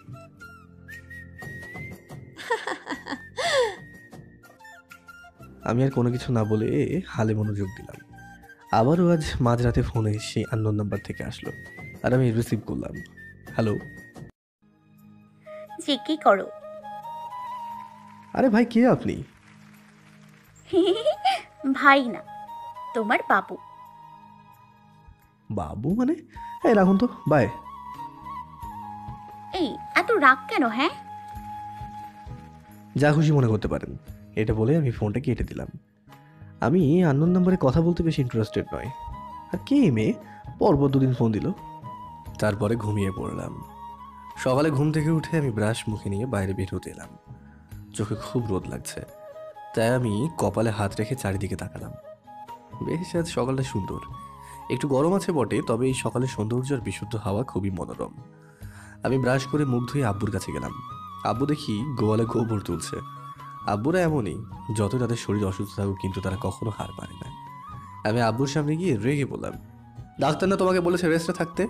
আমি আমার দিকে মুখ তুলে আব্বু বলল, জি বলেছে। তো কাজ করছো কেন? আমি তোর আব্বু হয়ে তোকে এসব কাজ কিভাবে করতে দিই বল? অনেক হয়েছে, যাও রুমে যাও, আমি শার্টটা খেতে ফেলে দিয়ে আসছি। ওকে, ওঠো ওঠো। আমি এবার আব্বুর হাত ধরে তুলে দিয়ে রুমের দিকে পাঠিয়ে দিলাম। আমি ক্ষেত থেকে সার ফেলে বাসায় এলাম। এদিকে আব্বু আম্মুর আলোচনা চলছে। আব্বু বলে উঠল, বুঝলে অভ্রের আম্মু, এবছর কিভাবে ধান চাষ করব বুঝতে পারছি না। আমি তো এতটুকুতে হাঁপিয়ে পড়ছি। আর সকালে ক্ষেতের দিকে গিয়ে দেখলাম ছেলেটা হাল লাগিয়ে চাষ দিয়েছে। কি আর করা যাবে, এবছর না হয় থাক, যতটা পারবো আমি আর অভ্র ততটাই লাগাবো। কিন্তু অভ্রের আম্মু, অভ্রের পড়াশোনার খরচ তো অনেক, সেগুলো কোথা থেকে আসবে? আবার সংসার। তুমি চিন্তা করো না, ঠিক ম্যানেজ হয়ে যাবে। না না, আমি আড়াল থেকে আব্বু আম্মুর কথাগুলো শুনছি আর ভাবছি, আব্বু মানুষটা মনে হয় একটা জড় বস্তু। এত কষ্ট ব্যথা পাওয়ার পরেও হাসি মুখে সে বলছে আমায় হারলে হবে না, কারণ আব্বু জানে সে ছাড়া গোটা সংসারটা অচল। ছেলের বউয়ের সুখের জন্য কি না করে একটা পুরুষ, নিজের সবটুকু দিয়ে চেষ্টা করে তাদের খুশি করার। আমি এবার সোজা রুমে ঢুকে বললাম, আব্বু আমি তাহলে ক্ষেতের দিকে যাচ্ছি হাল নিয়ে। না না, তোকে যাওয়া লাগবে না। কেন আব্বু? কেন? আবার তুই ভালো হাল চালাতে পারিস না তাই? জানি আব্বু আমায় কোনো রকম কাজ করতে দেবে না, শুধু এটা একটা বাহানা। আর আমি না গেলে আব্বু ঠিকই আমায় কোনো জায়গায় পাঠিয়ে সোজা হাল নিয়ে জমিতে যাবে। মনে মনে বললাম, যা পারি তাই দিয়েই হবে। আমি গেলাম আব্বু। কিছু তো খেয়ে যা বাবু। না আম্মু, একেবারে জলখাবারে পাঠিয়ে দিও কাউকে দিয়ে। এটা কি বলছিস তুই? অতক্ষণ না খেয়ে থাকবি? এই খেয়ে যেখানে খুশি যা। ওফ, আমি আসছি। এটা বলে বাসা থেকে গরুর হাল নিয়ে বেরিয়ে পড়লাম। কাঁধে লাঙল, হাতে একটা লাঠি। গরুগুলোকে তাড়াতে বাসা থেকে আরেকটু দূরে একটা জমি আছে, সেখানে গিয়ে উপস্থিত হলাম। লাঙল জুড়ে হাল দিচ্ছি। হাঁটতে হাঁটতে আমার খুব কষ্ট হচ্ছে, কাদা থেকে পা তুলতে প্রবলেম হচ্ছে। আর তারপর 3 দিন হাল চালাচ্ছি, খুব ক্লান্ত হয়ে পড়েছি। এখন বাজে 9:30। দেখি আমার জন্য রুহি খাবার এনেছে কিনা। আমার কাছে এসে জমির মাথায় গালে হাত দিয়ে বসে আছে। আমি ওকে এইভাবে বসে থাকতে দেখে বললাম, ওই কি ব্যাপার, বাসায় যা। না, তোমার আম্মু বলেছে খাবার খাইয়ে আমায় বাসায় যেতে। আমি খেয়ে নেবো, তুই যা। না, তুমি যতক্ষণ না খাবে ততক্ষণ আমিও যাব না। উফ, অনেক রোদ রে, যা তুই, বলছি না। না, রুহি বড্ড জেদি মেয়ে, তাই আমি হাল থামিয়ে পাশে একটা গাছের তলায় গিয়ে বসলাম। রুহি খাবার নিয়ে আমার সামনে আসতেই বললাম, নে নে তাড়াতাড়ি দে। আমার ব্যাগটা না দিয়ে দেখি ও নিজেই খাবারগুলো বের করে আমার সামনে বসে রইল। আমি টিফিন বক্সটা হাতে তুলে খাচ্ছি, খুব ক্ষুধাও লেগেছিল। রুহি আমার দিকে তাকিয়ে বলল, বড্ড কষ্ট হচ্ছে বলো? না না, সুখ হচ্ছে। ভালো কথাও জিজ্ঞেস করতে নেই। আমি আবারও হেসে বললাম, ও তুই খাবার দিতে এলি কেন রে? আমায় পাঠালো তাই। ও আচ্ছা, তো অন্য কেউ ছিল না বুঝি? আমি কি করে জানবো? তুই রাখছিস কেন? না, আমি রাখছি না তো। আর বেশ তো, জান্নাত আপুর সাথে চলছে তাই না? কি চলছে? ওই যে খুব তো তাকাচ্ছিলে ওর দিকে। তো কি হবে শুনি, তাকাচ্ছিলাম তো। আর তুই যা ভাবছিস ওসব কিছুই না। ওসব না হলেই ভালো। আর যদি হয় তোমাকে না। আমি ওর মুখের দিকে তাকিয়ে বললাম, কি আমার শুনি? রুহি এবার মুখে হাত দিয়ে হাসতে হাসতে বলল, কিছু না। আমি অবাক দৃষ্টিতে ওর দিকে তাকিয়ে রেগে বললাম, ওই বল কি? তোমায় সব বলা লাগবে নাকি? জি বলা লাগবে। তুমি কি আমার বর নাকি যে সব বলবো তোমায়? আমি পুরো কথাটা ওর না শুনেই বললাম, জি আমি সব, বল এবার। রুহি আমার কথাটা শোনার সাথে সাথেই বলল, সত্যিই তুমি সব বড়? জি জি, এই না না, বর মানে কি? রুহি এবার মুখ বাঁকিয়ে বলতে লাগলো, কিছু না, ওকে। ওকে, এটা বলে আমি মাথা নিচু করে খাবার খেতে লাগলাম। ও আমার দিকে একভাবে তাকিয়ে আছে। আমি বুঝতে পারছি মাঝে মাঝে আমি মাথা তুলতেই ও দেখি ও চোখ সরিয়ে দিচ্ছে। আমি এবার খাবার খাওয়া সেরে হাতটা ধুলাম। হাত মোছার জন্য মাথা থেকে গামছাটা খুলতে যাব, ঠিক তখনই ওর ওড়না দিয়ে আমার দিকে এগিয়ে দিল আর বলল, গামছা খুলতে হবে না, এই নাও আমার এটাতে মুছে নাও। না। এটা বলে আমি গামছায় হাত দিলাম। রুহি এবার রেগে আমার হাত ধরে ওর ওড়না দিয়ে আমার হাতটা মুছিয়ে দিল আর মুখটাও। রুহি এবার হালকা হাসলো। আমি রাগি লোক দিতেই রুহি ভয় পেয়ে বলল, আমি কি করব? তোমায় আবার গামছা খুলতে হবে, আবার মাথায় বাঁধতে হবে, তাই তো বললাম। রুহি এই গাল ফোলানো রাগটাতে অনেক বেশি মায়াবী দেখায়। মেয়েটা স্টাইলিশ নয়, পুরোটাই সাদাসিধে, খুব মায়াবী, দেখতেও খুব সুন্দর। গায়ের রং ধবধবে সাদা, একটা চুড়িদার পরে বুকের ওপরে ওড়না, পায়ের উপর, চুলটা খোপা করা। আমি ওর দিকে তাকিয়ে এবার বললাম, আচ্ছা তাহলে তুই যা, আর আম্মুকে বলে দিস যে অভ্র ভাইয়া সেই দুপুরে আসবে এই পুরো জমিটা চাষ দিয়ে। রুহি এবার রাগি লুকলিয়ে বলল, ওই ভাইয়া মানে? জি, আমি তো তোর ভাইয়াই, তাই না? আমি তোমাকে ভাইয়া বলে মানি না। আমি বুঝতে পেরেছি ও তো আমায় লাইক করে, বাট আমি তো করি না। আর তেমন কোনো আমার মনে ফিলিংসও নেই ওর জন্য। আমি ওর ভাইয়া হওয়ার অনেক চেষ্টা করেছি, বাট ও বানাতেই চায় না। আমি এবার রুহির দিকে তাকিয়ে হালকা হেসে বললাম, আচ্ছা বাবা, একটা বন্ধু তো ভাবিস নাকি? তাও না। তবে এবার খাবারের ব্যাগটা হাতে নিয়ে আহ্লাদি হয়ে নড়ে চড়ে লজ্জায় হাসতে হাসতে বলতে লাগলো, আমি যেটা ভাবি সেটা হলো পরে বলবো। আমি রুহির দিকে তাকিয়ে হালকা হেসে বললাম, ভাগলি একটা, যা আম্মু না হলে চিন্তা করবে। আচ্ছা, আর হ্যাঁ, একটু কথা বলতে কি দোষ হয় নাকি? মানে? কিছু না, গেলাম। আর হ্যাঁ, বেশি রোদ লাগলে গাছের নিচে বসবা। আচ্ছা বাবা, তুই যা। রুহি জমির মাথায় মাথায় চলে গেল গ্রামের দিকে। আমি পকেট থেকে মোবাইলটা বের করে গান চালু করে ইয়ারফোন কানে নিয়ে নিলাম। গ্রামের ছেলে হতে পারি, বাট আমাদের কাজের সময়ও গান ছাড়া চলে না। আমি তো এমনই, যাই কাজ করি না কেন কানে ইয়ারফোন লাগিয়েই করি। আমি আবারও হাল চালাতে লাগলাম। গরুগুলো নিজের ভারসাম্য হারিয়ে ফেলছে আস্তে আস্তে, ওদের খুব কষ্ট হচ্ছে বুঝতে পারছি। আমি মনে মনে ভাবলাম, আরেকটু আছে তাহলে আজ আপনাদের ছুটি মহাশয়গণ। হঠাৎ আমার ফোনটা বাজতে লাগলো। আমি ইয়ারফোনের বাটনে চাপ দিয়ে ফোনটা রিসিভ করলাম। হ্যালো। কি করো? আরে ভাই, এ তো মনে হচ্ছে সেই মেয়ে, বাট আমি শিওর না, কারণ পকেটে আমার মোবাইল আর দেখতে পারবো না সেই আন্দোলন নাম্বারটা নাকি। কে? তোমার বাবু আমি। আরে ইয়ার, বাবুটাকে? কাল কল দিয়েছিলাম, মনে নেই? জি আছে, বাট আপনি কে? তোমার ফিউচার বউ। আবে ইয়ার, বিরক্ত কেন করছেন? কোথায় বিরক্ত করছি বাবু? আমি বুঝি তোমার খবর নিতে পারি না? যদি সাহস থাকে তো সামনে আসেন। এই তো গিয়েও ছিলাম। এসেছিলেন মানে? না মানে তোমার বুকে। হাই, ফালতু বকবেন না তো, রাখুন। এটা বলে আমি আবার ইয়ারফোনের বাটনে চাপ দিয়ে ফোনটা কেটে দিলাম। আমি আবারও হাল দিয়ে বাসায় পৌঁছালাম। বাসা থেকে আজ আর বের হলাম না কোথাও। সন্ধ্যার দিকে সেই মাঠটাতে বসে আছি, যে মাঠের পাশে চায়ের দোকান। বেশ আরামদায়ক এই জায়গাটা, হালকা বাতাস পড়ছে, সবাই বসে গল্প করছে সুখ দুঃখের। আবার কেউ গেম খেলছে, আবার কেউ লাভারের সাথে চুপি চুপি মাথা নামিয়ে কথা বলছে। আমি ফোনটা বের করে ইউটিউব গেলাম, কানে ইয়ারফোন লাগানো আছে, গান শুনছি। একটা আননোন নাম্বার থেকে কল এলো। আমি ধরলাম না, কারণ আমি আননোন নাম্বার ইগনোর করি বেশিরভাগ। আবারও দেখি রিং করছে, হয়তো কলটা ইমার্জেন্সি, তাই আমি রিসিভ করে বললাম, হ্যালো। ও পাশ থেকে একটা সুমধুর কণ্ঠ ভেসে উঠল। হ্যাঁ হ্যালো। হ্যাঁ, কে? আমি হলাম কেউ না, রাখলাম। এটা বলেই ফোনটা কেটে দিল। আমি বুঝতে পারছি না এখন এটা ওই মেয়েটা যে আমার রাতে ফোন দিয়ে ডিস্টার্ব করে। ভয়েসের কিছুটা মিল আছে, আমার সাথে তো মেয়েটা ঠিক ভালোভাবেই কথা বলে, বাট আজ এখন এই নাম্বার থেকে এইভাবে ভয়ের ছাপের একটা ভয়েস শুনতে পেলাম। আমি তো কিছুই বুঝে উঠতে পারছি না। রাতে ঘুমোতে যাব ঠিক তখনও সে রাতে ডিস্টার্ব করা নাম্বারটা থেকে ফোন এলো। আমি রিসিভ না করে কেটে দিলাম। আবারও দেখি কিছু মিনিট পরে সন্ধ্যে আসে নাম্বার থেকে করে। আমার মাথাটা কেমন গুলিয়ে যাচ্ছে এখন। এটা কি একজন নাকি এরা আলাদা আলাদা? আর সে কে যে আমায় এইভাবে কল করে ডিস্টার্ব করছে? একেবারে কনফিউজড করছে। কদিন পরে আমি মেসেজ চলে এলাম।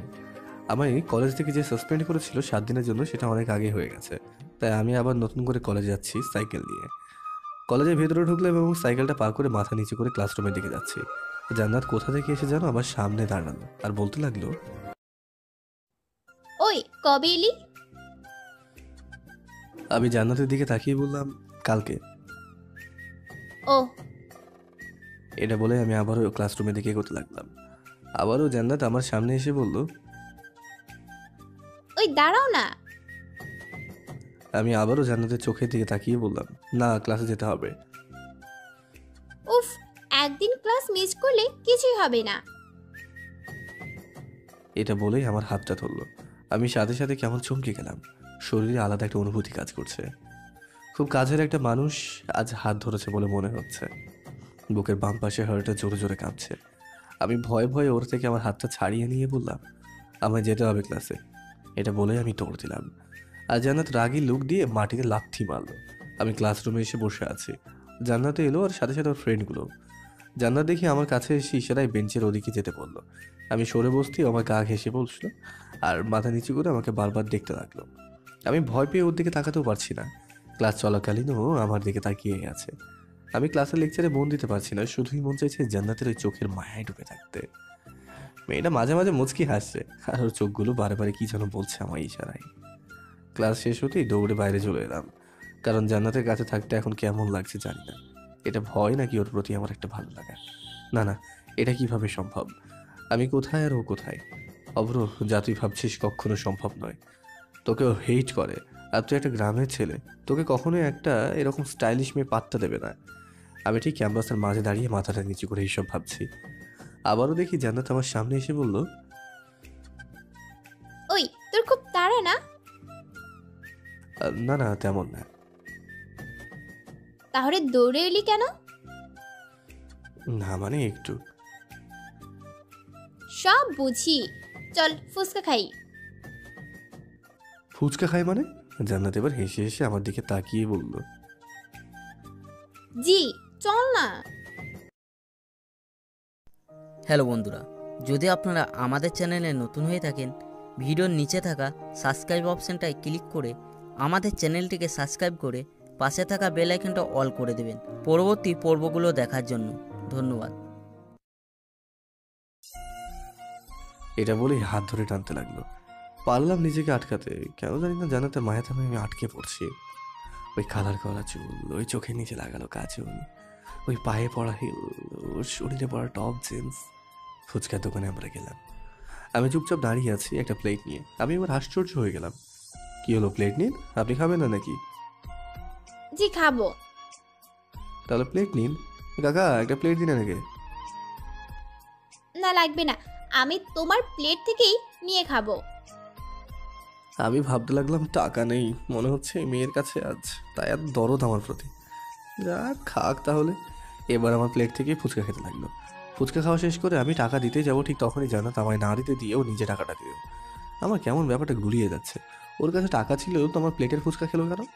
আমরা ফুচকা দোকান থেকে বের হতেই আমি বললাম, আচ্ছা আপনি আমার প্লেট থেকে ফুচকা নিয়ে খাচ্ছিলেন কেন?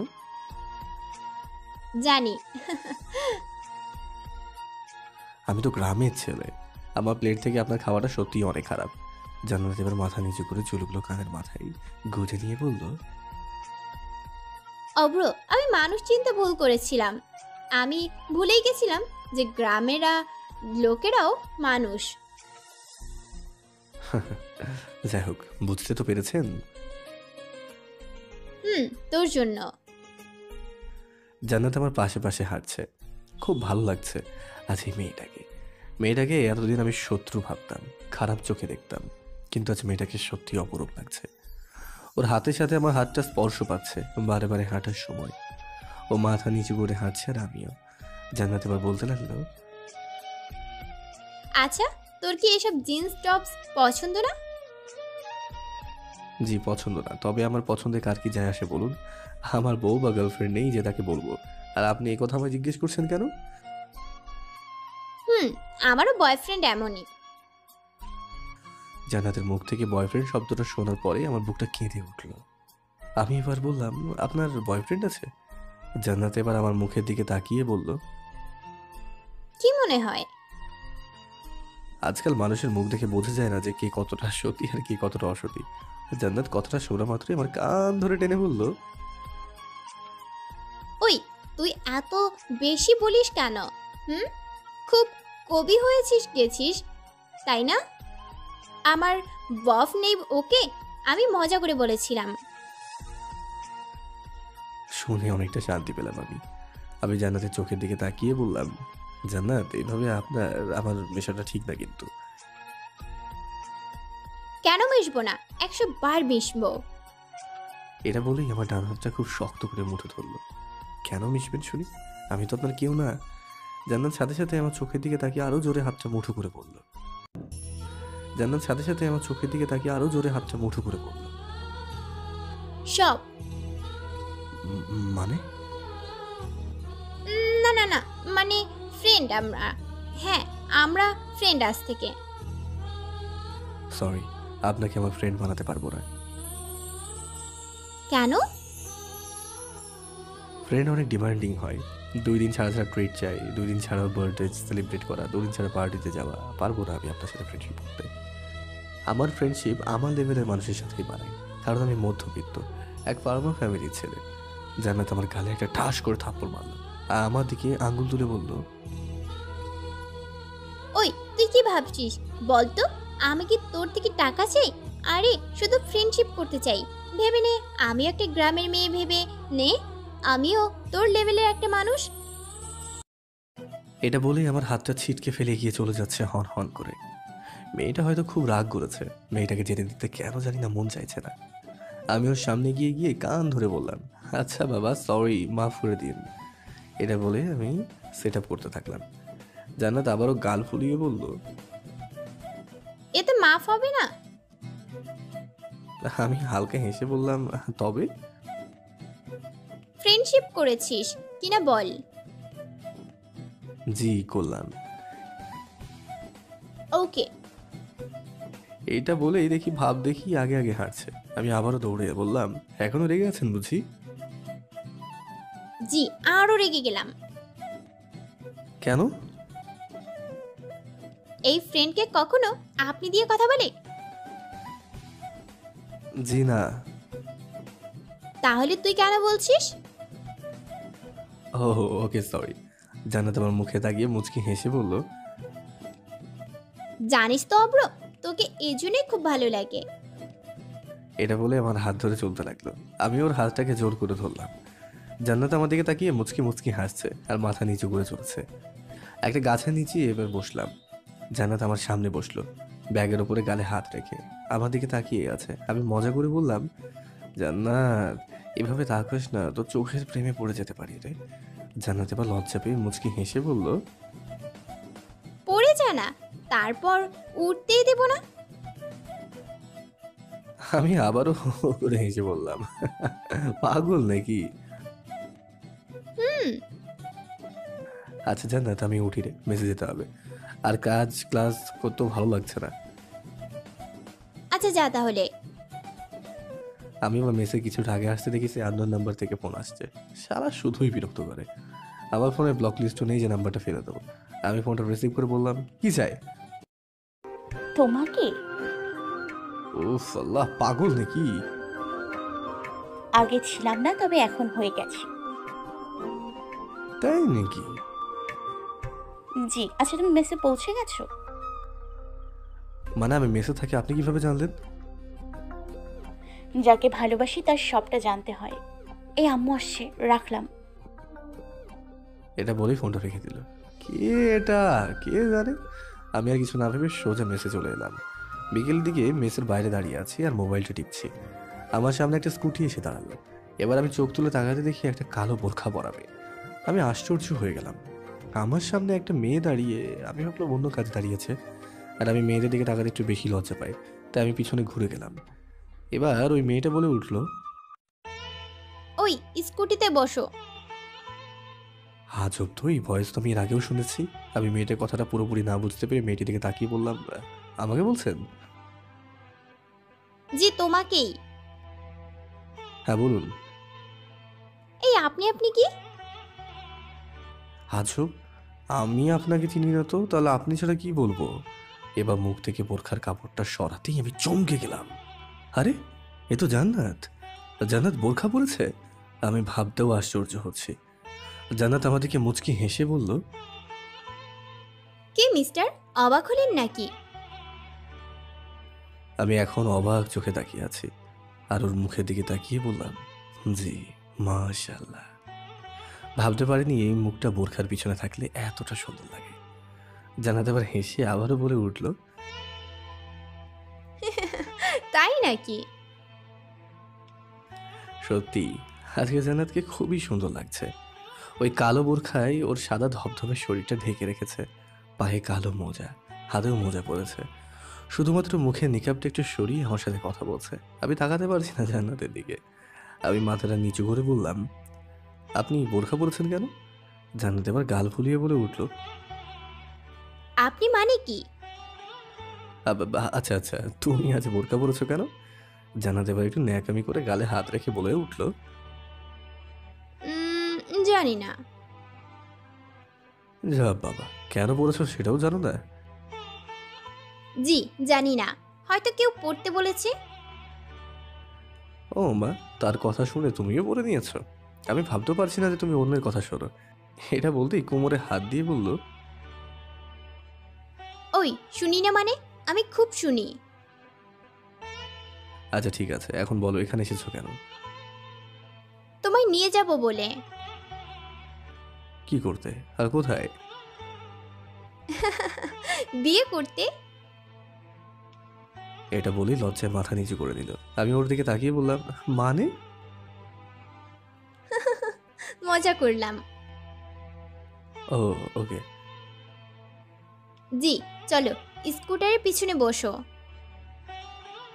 এটা বলেই নিকাব বেঁধে স্কুটারে চেপে বসলো। কোথায় যাবে? চলো না, আজ একটা জায়গায় যাব। না গেলে হবে না, কাল টিউশন আছে, পড়তে হবে তো। উফ, চেপে বসো তো। আর রাতে আমার বাসায় চলে যাব তোমায় নিয়ে, গ্রুপ স্টাডি করব। পাগল নাকি? তোমার আব্বু আম্মু কি ভাববে? আর তারা যাই ভাবুক, আমি ওসব পারবো না। জান্নাতের চোখ দুটো নিকাবের ভেতর থেকে কড়া দৃষ্টিতে তাকিয়ে বলল, চাপতে বলেছি না? কেন জানি না জান্নাতের কথায় না বলতে পারলাম না। জান্নাতের সাথে টাইমটা স্পেন্ড করতে অনেক ভালো লাগছে। আমি এবার জান্নাতের পিছনে বসলাম। জান্নাত খুব খুশি হলো। আমি বসতেও খুব জোরে এক্সিলেটরটা চেপে দিল। আর আমি সাথে সাথে ওর শরীরের সাথে শরীরটা স্পর্শ করলাম। আমি সাথে সাথে বললাম, সরি সরি সরি। জান্নাত হেসে হেসে আবারও অমন করলো।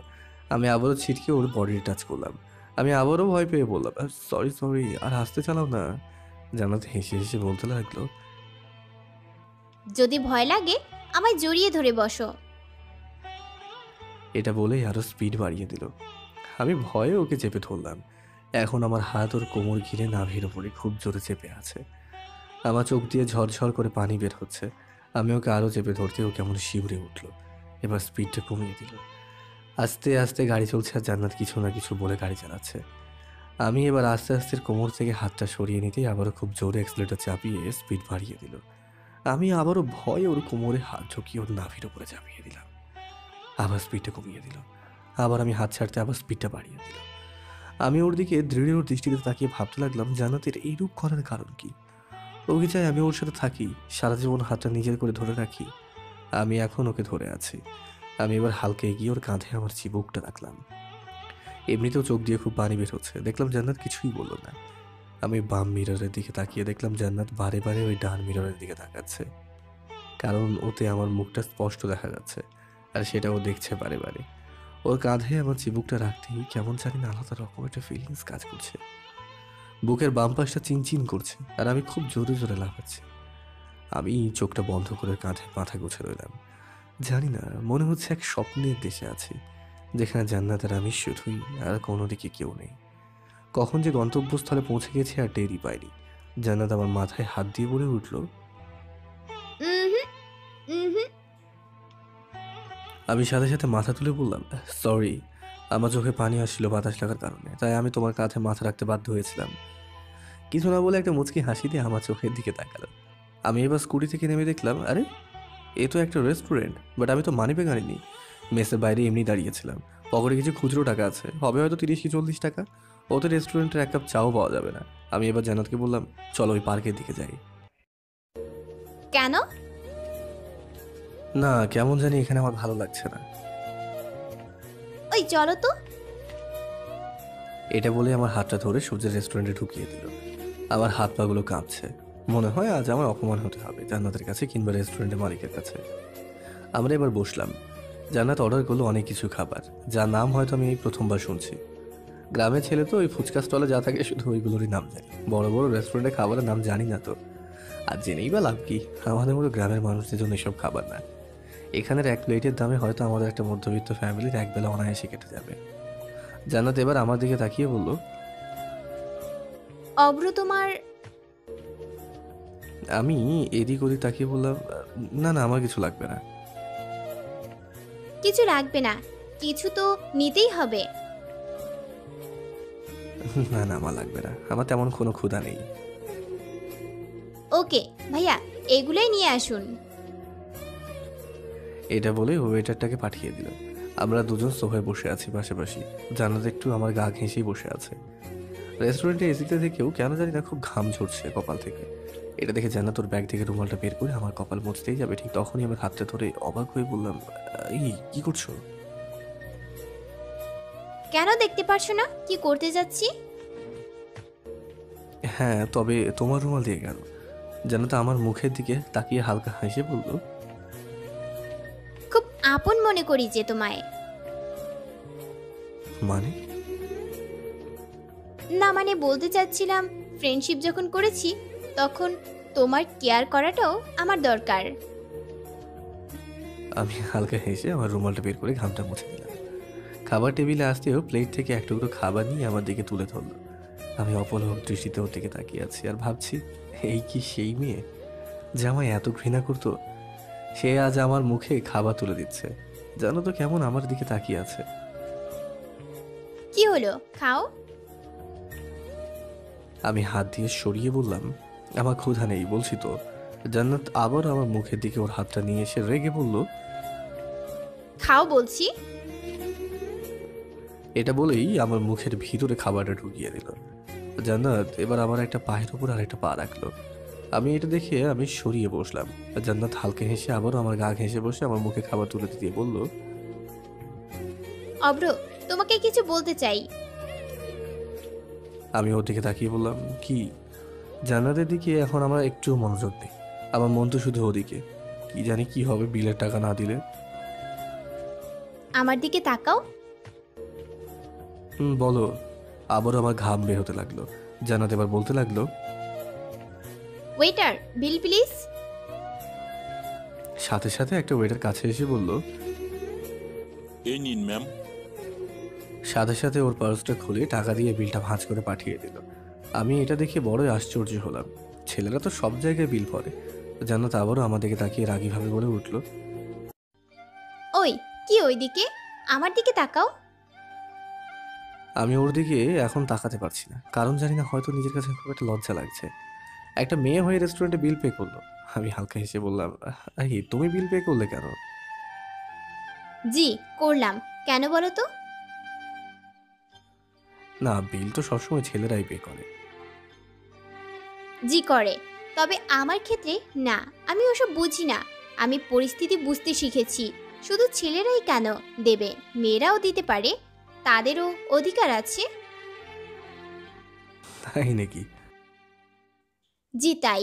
এই শোনো না। আমি ওর দিকে তাকিয়ে বললাম, হ্যাঁ বলো। জান্নাত এবার হঠাৎ আমার দুটো হাত চেপে ধরে আমার চোখের দিকে তাকিয়ে ভয়ে ভয়ে বলল, অব্র, কিভাবে বলবো বুঝতে পারছি না। আমি হেসে হেসেই বললাম, আরে আমি না তোমার ফ্রেন্ড, তো যা বলবো খুলে বলো। অব্র, না আমি না তোমায়। কথাটার মাঝে আমার ফোনটা বেজে উঠলো। আমি সাথে সাথে জান্নাতকে বললাম, এক সেকেন্ড। জান্নাত এবার থেমে গেল। আমি ফোনটা বের করতে দেখি সেই আরেকটা আননোন নাম্বার।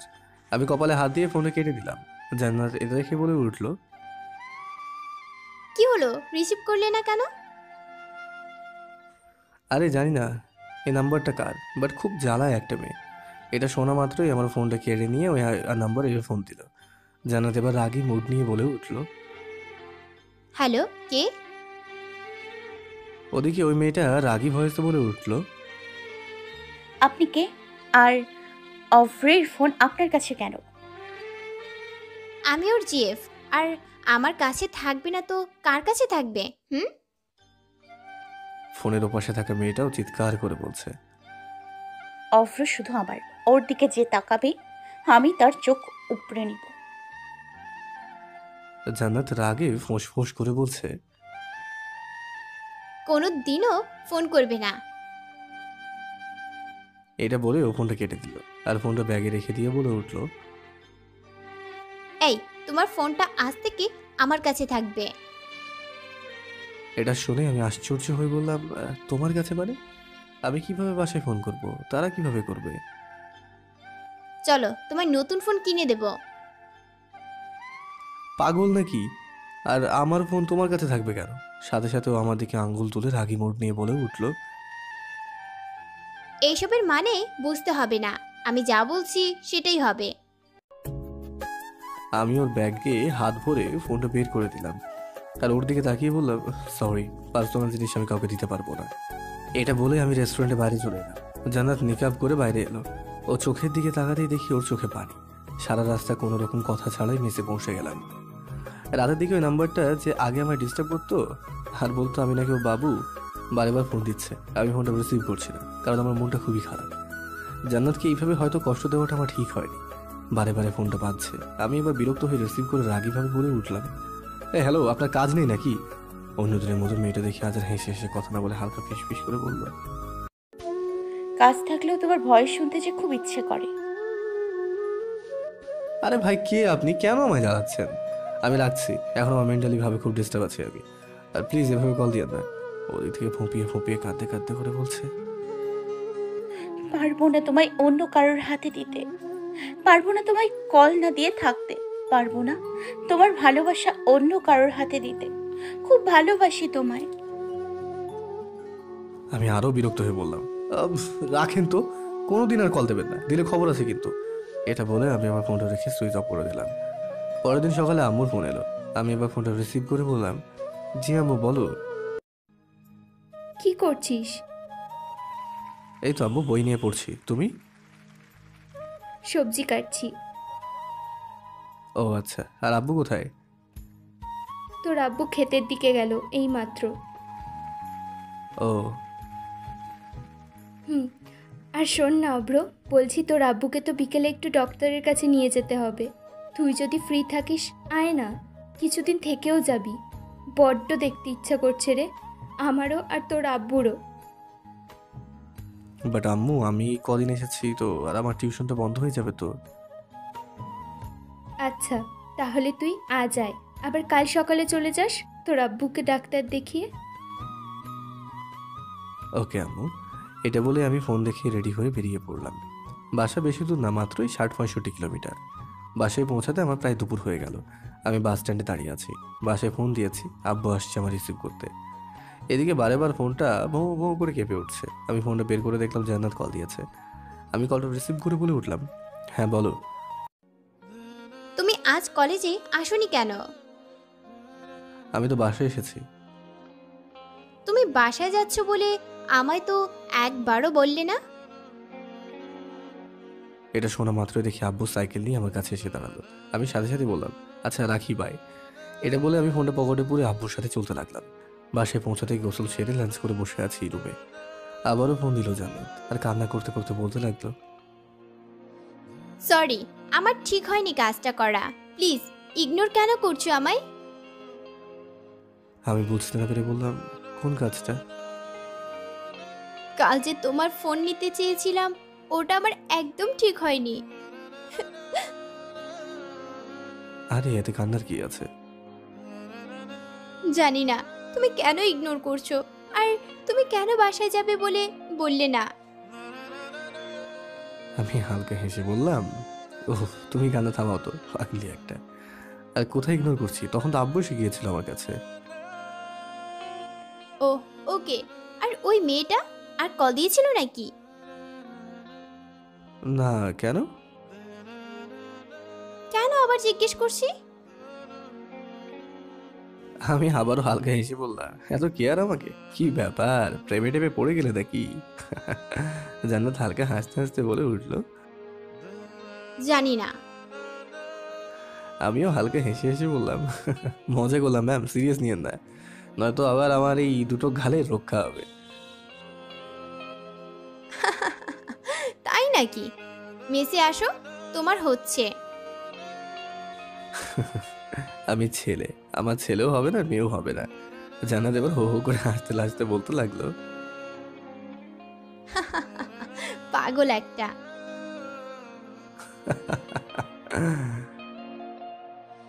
এই বন্ধ করো হাসি। ও আচ্ছা, ফ্রেন্ড বানালো, ঠিক আছে, এখন বুঝি হাসিটাও সহ্য হচ্ছে না? জান্নাত আবারও হেসে বলে উঠলো, চুপ, তোমার হাসিতে আমার ঠোঁট দুটো হাসে, আমার পেটে লাগছে তোমার ওই মজার মজার কথা শুনে। একটু পানি খেয়ে নাও, তাহলে ঠিক হয়ে যাবে। তাই নাকি? আরো কিছু কথা বলে ফোনটা রেখে দিলাম। বিকেলে আব্বুকে ডাক্তার দেখিয়ে বাসায় নিয়ে এলাম। ডাক্তার বলেছে নাকি পুরোই সুস্থ, তবে আরো কিছুদিন রেস্ট নিতে হবে, ভারী কোনো রকম কাজ করা চলবে না। আমিও বাসায় এসে আব্বুর রুমে ঢুকে গম্ভীর গলায় আমি বলে উঠলাম, শুনতে পেলে তো ডাক্তার কি বললো? পুরো এখন রেস্ট। আব্বু আমাদেরকে তাকিয়ে হেসে হেসে বলতে লাগলো, হগো শুনছো, অভ্রের আম্মু? ছোটবেলায় আমি এভাবেই অভ্রকে বলতাম চোখ রাঙিয়ে, আর আজ তোমার ছেলে আমায় বলছে, সাহস দেখো। আম্মু খুব হেসে বলে উঠলো, দেখতে হবে তো কার ছেলে। আব্বু বুক উঁচু করে বলল, জি, এটা কালামের ছেলে। আমিও আব্বু আম্মুর সাথে খুব হাসছি। আব্বু আম্মুর হাসি মুখটা দেখলে যেন সব কষ্ট নিমেষেই দূর হয়ে যায়। জানি না আম্মু আব্বু আমায় নিয়ে কত আশা করছে, আমায় এত পড়াশোনা করাচ্ছে। এই আশাতেই যে তাদের ছেলে উচ্চশিক্ষায় শিক্ষিত হয়ে বড় কিছু একটা পদে নিযুক্ত হয়ে তাদের মুখটা উজ্জ্বল করবে। আমার আব্বু আম্মুই কেন, পৃথিবীর সব আব্বু আম্মুই এটা স্বপ্ন নিয়ে থাকে। আমি এবার বললাম, আচ্ছা আম্মু, আমি একটু বাইরে যাচ্ছি। আচ্ছা যা, আর হ্যাঁ দেরি করবি না। ওকে আম্মু। আব্বু এবার বিছানায় হাত রেখে উঠে বলল, আমিও আসছি গো। আমি এবার আব্বু দিকে তাকিয়ে রাগী ভাবে বললাম, তুমি কোথায় যাবে? একটু পাড়ায় চায়ের দোকানে, মনটা ভারী ফোসফোস করছে, যাই একটু চা খেয়ে আসি। আমি গম্ভীর হয়ে বললাম, শুনতে পেলে না তখন ডাক্তার কি বললো? উনি নাকি এই শরীরে চা খেতে যাবে। আম্মু, বাসায় চা করে আব্বুকে দাও। আর হ্যাঁ, আব্বু একদম বেশি এদিক ওদিক যাবে না, রেস্ট নাও। এটা বলেই আমি বাসার বাইরে চলে এলাম। ছোটবেলায় দায়িত্ব ছিল আম্মু আব্বুর আমার উপর, কিন্তু আমি এখন দেখি আব্বু আম্মু দায়িত্ব নেওয়া শুরু করে দিয়েছি। হয়তো কখনোই পুরোটা নিতে পারবো না, তবুও আমি চেষ্টা করি আব্বু আম্মুকে ভালো রাখার। আম্মু আব্বুকে নিয়ে আমার প্রচুর স্বপ্ন আছে। আব্বু যখন ক্লান্ত শরীর নিয়ে, ঘাম বেছা মাথা ভরা চুল আর মুখমণ্ডলে টপ টপ করে পড়া ঘাম নিয়ে বাসের উঠানে এসে বসে, তখন আমার স্বপ্নগুলো লজ্জা পায়। আমি এসব ভাবতে ভাবতে আমি সেই চায়ের দোকানের পাশে বসে থাকা জমির মাথায় বসলাম। মাথা নিচু করতেই জান্নাতের কথাই মনে ভেসে উঠল। মেয়েটার রঙিন চুল, টানা টানা দুটি চোখ আর ওই ঠোঁটের মিষ্টি হাসি। বারে বারে মনে করছি আর নিজে মুচকে মুচকে হাসছি। ভাবছি কাল মেসে ফিরে জান্নাতকে আমার মনের কথা বলে দেবো। জান্নাত হয়তো আমায় ভালোবাসে, তার জন্যই হয়তো এত কেয়ার করে। মেয়েটাকে বড্ড ভালো লাগে, কেন জানি না। ওর সাথে কাটানো মুহূর্তগুলো একটা স্বপ্ন, একটা ভালো লাগার মতো কাজ করে, যা আমি কখনো কল্পনাও করতে পারিনি। সবসময় ভেবে এসেছি এইসব প্রেম কিছুই না, এগুলো করা মানে শুধুই টাইম নষ্ট। আমি এসব কখনো পড়বো না। যখন আমি ক্লাস 10-এ পড়ি, তখন আমার এক বান্ধবী আমার পাশে এসে হাত কাটছিল ব্লেড দিয়ে। আমি হেসে হেসে বলেছিলাম, হবে তুই ওই ছেলেটার জন্য হাত কাটছিস? ও কান্না করতে করতে বলেছিল, ভালোবেসে দেখিস কাউকে, তাহলে বুঝবি কতটা কষ্ট। আমি ওর ভালোবাসার কথা শুনে হা হা করে হেসে কথাটা উড়িয়ে দিয়েছিলাম। দেখ, এসব ভালোবাসা টালোবাসা কিছুই না, এগুলোতে কি হয় বলতো? জানি না, তবে ভালোবাসার কাছে সব কষ্ট হার মানে। বাট ওসব কিছুই না। আর হ্যাঁ, হয়েছেটা কি? আমি তাকে ভালোবাসি কিনা তার প্রমাণ চেয়েছি। আমি এবার ওর হাত থেকে ব্লেডটা কেড়ে নিয়ে বলেছিলাম, রক্তপাতে ভালোবাসা প্রকাশ করা যায়, তাহলে তোর ভালোবাসা মানুষকে বলে দিস প্রতি মাসে যে রক্তপাতটা হয় সেটাই ওর ভালোবাসার প্রমাণ। শালা গান্ডু ভালোবাসার প্রমাণ চেয়েছে। মেয়েটা আমাদেরকে কেমন চেয়ে বলল, অব্র প্লিজ তুই কিচ্ছু বলিস না, আমি সহ্য করতে পারবো না। ওর নামে কেউ কিছু বলুক। আচ্ছা বলবো না, রাখ তোর ভালোবাসার মানুষকে গুছিয়ে। এটা বলেই আমি থেমে গিয়েছিলাম। বেটা সে মেয়ের কথাগুলো সত্যি হচ্ছে। শালা সত্যি ভালোবাসা মনোরোগের ব্যাধির থেকে অনেক বেশি একটা রোগ। প্রায় সন্ধ্যা 8টা পর্যন্ত বসে দেখে আমি বাসার দিকে এগোচ্ছি। মসজিদের পাশেই রুহিদের বাসা। মসজিদ পার হয়ে আমি আবার রুহিদের বাসা পার হবো, ঠিক তখনই ওদের ওই গলিটা থেকে আমি কে টেনে নিয়ে ঢুকে গেল। পুরো অন্ধকার এই গলিটা, লাইটও নেই এই গলিতে। আমি ভয় পেয়ে চিৎকার করতে লাগলাম, এই কে কে। সাথে সাথে আমার কে যেন মুখটা চেপে ধরেছে। আমি ভয়ে কাঁপছি। কোনো ভূত টুত না তো? আরে ভূত হলো তো আমায় টাচ করবে কেমন করে? আমায় দেওয়ালে ঘেঁষে দাঁড় করিয়ে রেখেছে। আমার শ্বাস প্রশ্বাস বারে বারে পড়ছে। আমার সামনে থেকে কেউ যেন রাগে সাপের মতো ফুসফুস করছে। বাট কে? আমি কোনো রকম চিৎকার করতে পারছি না, কারণ আমার মুখে হাত দেওয়া, আর ও আমার দুটো হাত চেপে রেখেছে এক হাত দিয়ে, আর ওর বডির চাপ দিয়ে আমায় দেওয়ালে ঠেলে রেখেছে। বুঝতে পারছি না আসলে কে। আমার মুখ ধরে প্রায় 2 মিনিটের মতো দাঁড়িয়ে রয়েছে। মেয়েটা কে? আরে এ তো রুহির ভয়েস। রুহি তুই? জি আমি। মেয়েটা কে? এই ছাড় আমায়, কেউ দেখে নিলে তো প্রচুর বড় সমস্যা হয়ে যাবে। এটা বলেই আমি ওকে ছিটকে আসতেই যাব, আবার আমাকে চেপে দেওয়ালের কাছে নিয়ে গেল। আমি রেগে বললাম, এই কি হচ্ছে নাকি? পাগল নাকি তুই? এইভাবে কেউ আটকে রাখে নাকি? রুহি আমার কাঁধে হাত রেখে বলল, আটকে তো রাখতে চেয়েছিলাম, তবে তুমি তো এখন মুক্তি পেয়ে গেছো। মানে? কিছু না। মেয়েটা কে? কোন মেয়েটা? কোন মেয়েটা মানে তুমি বুঝতে পারছো না নাকি? না, বুঝতে পারছি না। ওই যে কাল ফোন যে রিসিভ করে বলছিল ও নাকি তোমার গার্লফ্রেন্ড। আমি এবার মাথায় হাত দিয়ে বললাম, ওয়েট ওয়েট ওয়েট, তার মানে ওই মেয়েটা তুই? এটা বলে আমি ওর দিকে আঙুল তুললাম। জি। এই তুই এভাবে চোরের মতো ফোন করছিস কেন? রুহি ফিস ফিস করে বলল, জি ভালোবাসি যে। কাকে? এবার আমার বুকে হাত রেখে বলল, একে। আমি আবারও মাথায় হাত দিয়ে বিরক্ত হয়ে বললাম, হেই পাগল নাকি তুই? এইটা পসিবল না। রুহি আমার জামা ধরে বলল, কেন পসিবল না? আমি কি দেখতে খারাপ নাকি তোমার জিএফ হওয়ার যোগ্যতা নেই আমার? দেখ রুহি, এসব কিছু না কিন্তু। তাহলে কিসের জন্য পসিবল না? আমি তোকে কখনো ওই নজরে দেখিনি, আর চাইনি কখনো ওইভাবে দেখতে। এই কথা বলার সাথে সাথে আমার বুকে মাথা গুঁজে দিয়ে বলল, অভ্র, আমি তোমায় অনেক ভালোবাসি। তোমায় যে আমি ফোন দিতাম আর তুমি বকতে, সেটা শুনতে খুব ভালো লাগতো। আমি তোমাকে ভালোবাসি অনেক অনেক। সেই ছোট্ট থেকে তোমায় অনেক ভালো লাগতো। বয়সের সাথে সাথে কখন যে তোমার প্রতি দুর্বল হয়ে পড়েছি, তোমায় ভালোবেসে ফেলেছি আমি বুঝতে পারিনি। আমি ওকে বুক থেকে সরিয়ে বললাম, দেখ রুহি, আমি কিন্তু তোর আম্মুকে বলতে বাধ্য হব। রুহি তো এবার ফুপিয়ে ফুপিয়ে কান্না করতে করতে বলতে লাগলো, যাও বলো, যাও যাও যাও। রুহির পাগলামোটা বারে বার বেরিয়ে যাচ্ছে। ওকে থামানোর জন্য আমি ওর কাঁধে হাত রেখে বললাম, ওকে আমি ভেবে দেখছি। এইটা শুনেই রুহি ঝড়ের স্পিডে আমার বুকে এসে মাথা রাখলো, আর আমার বুকে একটা আলতো ছোঁয়ায় চুমু দিয়ে বলল, তোমায় কারোর সাথে ভাগ করতে পারবো না, তুমি শুধু আমার। আমি জানি ওই মেয়ে কোনো দিনও তোমার গার্লফ্রেন্ড হতে পারে না, কারণ তুমি ওরকম না। আমি জানি তোমায় খুব ভালো করে। আমি আবার ওকে বুক থেকে সরিয়ে বললাম, আমি আসছি। রুহি আবারও আমার হাতটা ধরে বলল, ভালোবাসি। আমি কোনো রিপ্লাই না দিয়ে আস্তে আস্তে গলি থেকে বেরিয়ে চলে এলাম। রুহির কথাগুলো শুনে খুব খারাপও লাগছিল। একটা ফোন নাম্বার না হয় ক্লিয়ার হলো, সে কে? বাট আরেকটা নাম্বার ওটা আর তাহলে? আমি বাসায় এসে চুপচাপ শুয়ে আছি। ডিনার করা হয়নি আর মনও চাইছে না। রুহি আমায় সত্যি অনেক ভালোবাসে, বাট আমি তো পারবো না। আমি তো জান্নাতের দিকে দুর্বল। কিন্তু রুহি যা পাগলামি শুরু করেছে, না জানি বাসায় কিংবা গ্রামে জানাজানি না হয়ে যায়। এইসব ভাবতে ভাবতে ঘুমিয়ে পড়লাম। সকালে উঠে ব্যাগ গোছাচ্ছি আর মুখে ব্রাশ রেখে হঠাৎ আম্মা আমার রুমে এসে বলল, অভ্র, রুহি এসছে। এত সকালে রুহি? কি ব্যাপার? না, ও আবার পাগলামি শুরু করে দেবে আমার কাছে এসে। আম্মু ওকে বলে দাও আমি নেই।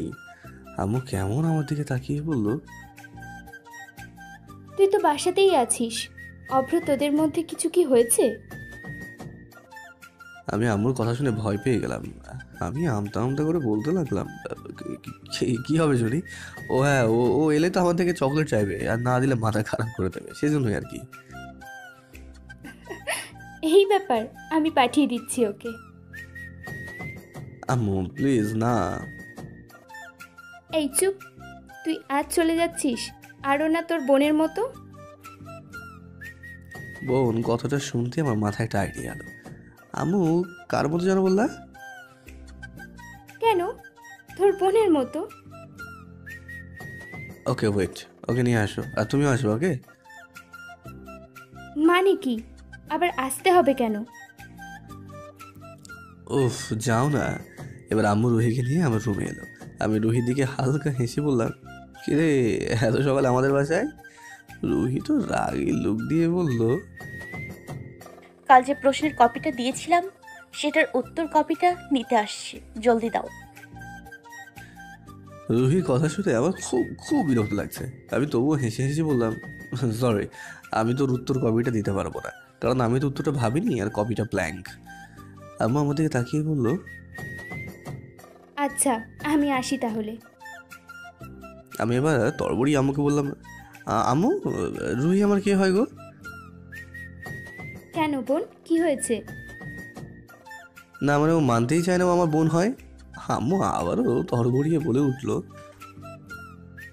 এই আমি গেলাম, তোরা আবার ঝগড়া শুরু করে দিস না। এটা বলেই আম্মু চলে গেল আমার রুম থেকে। রুহির চোখের কোণে পানি। ও আমার দিকে তাকিয়ে বলল, অভ্র এটা না করলেই পারতে। আমি তোমায় সব সময় অন্য কিছু ভেবে এসেছি। আমি মাথা নামিয়ে বললাম, রুহি পসিবল না।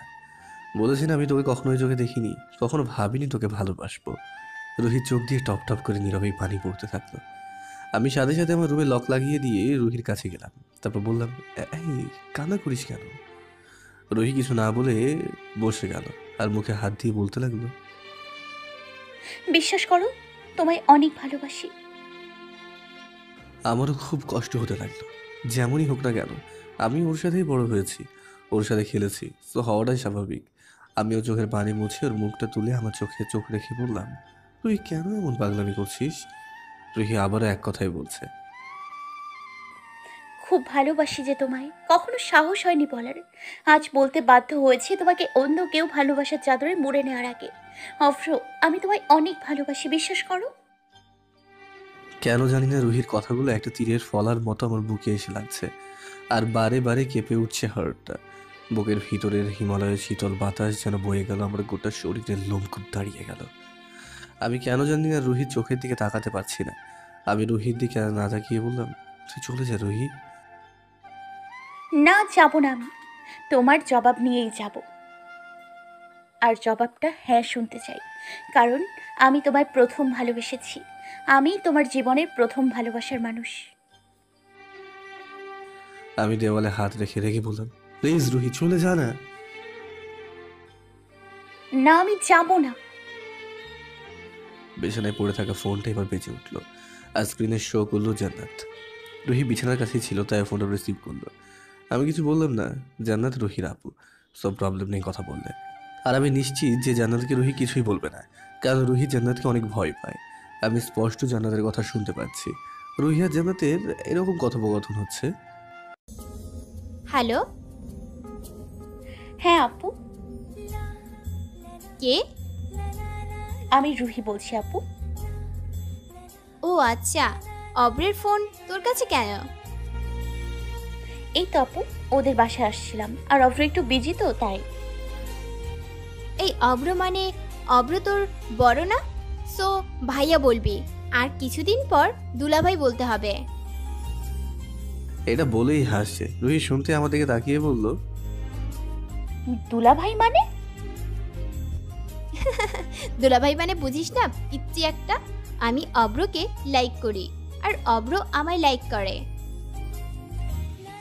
সাথে সাথে রুহির চোখগুলো ভিজে গেল আর কাঁপা কাঁপা গলায় বলতে লাগলো, আপু কি প্রমাণ আছে ও তোমাকে লাইক করে? জান্নাত আবার হেসে বলল, ধুর পাগলি, সব কথা সবাইকে শেয়ার করা যায় না। রুহি এটা শুনতেই আরো ভেঙে পড়ল আর বেড়ে ঠেস দিয়ে বসে আবারও বলে উঠল, প্লিজ আপু বলো না। আচ্ছা শোন, তাহলে অব্রকে নিয়ে পরশুদিন রেস্টুরেন্টে গিয়েছিলাম। আমার স্কুটির পিছনে বসিয়ে আমায় এমনভাবে চেপে ধরেছিল, আমার ফিল হচ্ছিল আমি নাকি ওর বউয়ের মতো। আর ইদানিং অব্র আমার অনেক বেশি কেয়ার করে। ও আচ্ছা আপু, আমায় বাসায় যেতে হবে, রাখি এখন। এটা বলে রুহি ফোনটা কেটে বিছানায় রেখে দিল আর আমার কাছে এসে আমার চোখের দিকে তাকিয়ে বলল, ধোঁকাবাজ একটা, ছি, ভাবতে পারিনি আমার ভালোবাসার মানুষটাকে তুমি অন্যকে বিলিয়ে দেবে। ভাবতে পারিনি তুমি আজ আমায় এমন পরিস্থিতিতে ঠেলে দেবে। আমি এখন কি করব? কাকে নিয়ে বাঁচবো? কোন স্বপ্নগুলোকে নিয়ে বাঁচবো? সেই তোমাকে নিয়ে ভাবা প্রতিটা রাতের মিথ্যে স্বপ্নগুলোকে। আমি তো তোমায় আঁকড়ে বেঁচে থাকতে চেয়েছিলাম, এটা কি আমার ভুল? তোমার জন্য ড্রেসিং টেবিলের সামনে আম্মুর আলমারি থেকে লুকিয়ে কাপড় এনে পরা, চোখে কাজল লাগানো, ঠোঁটে হালকা গোলাপি লিপস্টিক, হাতে চুড়ি আর মুখে একগাল হাসি, সব কি মিথ্যে ছিল অভ্র? তোমায় বলতে চাওয়া আমার স্বপ্নের কথাগুলো আজ আর প্রকাশ পেল না। তুমি বাসায় আসবে সেই আশা নিয়ে বাসা থেকে বারবার বেরিয়ে মসজিদের সামনে দাঁড়ানো, সব কি মিথ্যা? তোমার কষ্টতে নিজে কষ্ট ফিল করা সব কি মিথ্যা ছিল? এই যে কাল পর্যন্ত আমার ঠোঁটে যে হাসিটা ছিল, সেটার কারণ ছিলে শুধু তুমি। ভেবেছি সব সময় তোমায় একদিন নিজের করে পাবো, খুব নিজের করে। আর মাথাটা আমার কোলে রেখে কপালে হাত বুলোতে বুলোতে বলবো ভালোবাসি। সব মিথ্যে, তুমি অনেক বড় ধোঁকাবাজ। এটা বলে রুহি দরজা খুলে দৌড়ে বের হয়ে গেল। রুহির কথাগুলো শুনে আমার চোখ দিয়ে টপ টপ করে পানি গড়াচ্ছে। একটা মেয়ে কিভাবে এতটা ভালোবাসতে পারে, তাও সেই ছেলেটাকে যে কখনো তাকে পাত্তা তো দূরের কথা, ভালোভাবে কথাও বলেনি। আমি চোখ মুছে ব্রাশ করতে করতে বাইরে বেরিয়ে আসতে আম্মু আমায় ঘিরে ধরে বলল, হ্যালো গাইস, ভিডিওটি ভালো লাগলে একটু লাইক করে দিও আর অবশ্যই কমেন্ট করে জানাও ভিডিওটি তোমাদের কেমন লেগেছে। আর ভিডিওটির পরবর্তী পার্ট খুব তাড়াতাড়ি আসবে, তো যারা এখনও চ্যানেলটিকে সাবস্ক্রাইব করোনি প্লিজ পরবর্তী পার্টগুলো দেখার জন্য চ্যানেলটিকে সাবস্ক্রাইব করে পাশে থাকা বেল আইকনটি প্রেস করে দিও। ধন্যবাদ সবাইকে, আমাদের সাথেই থেকো।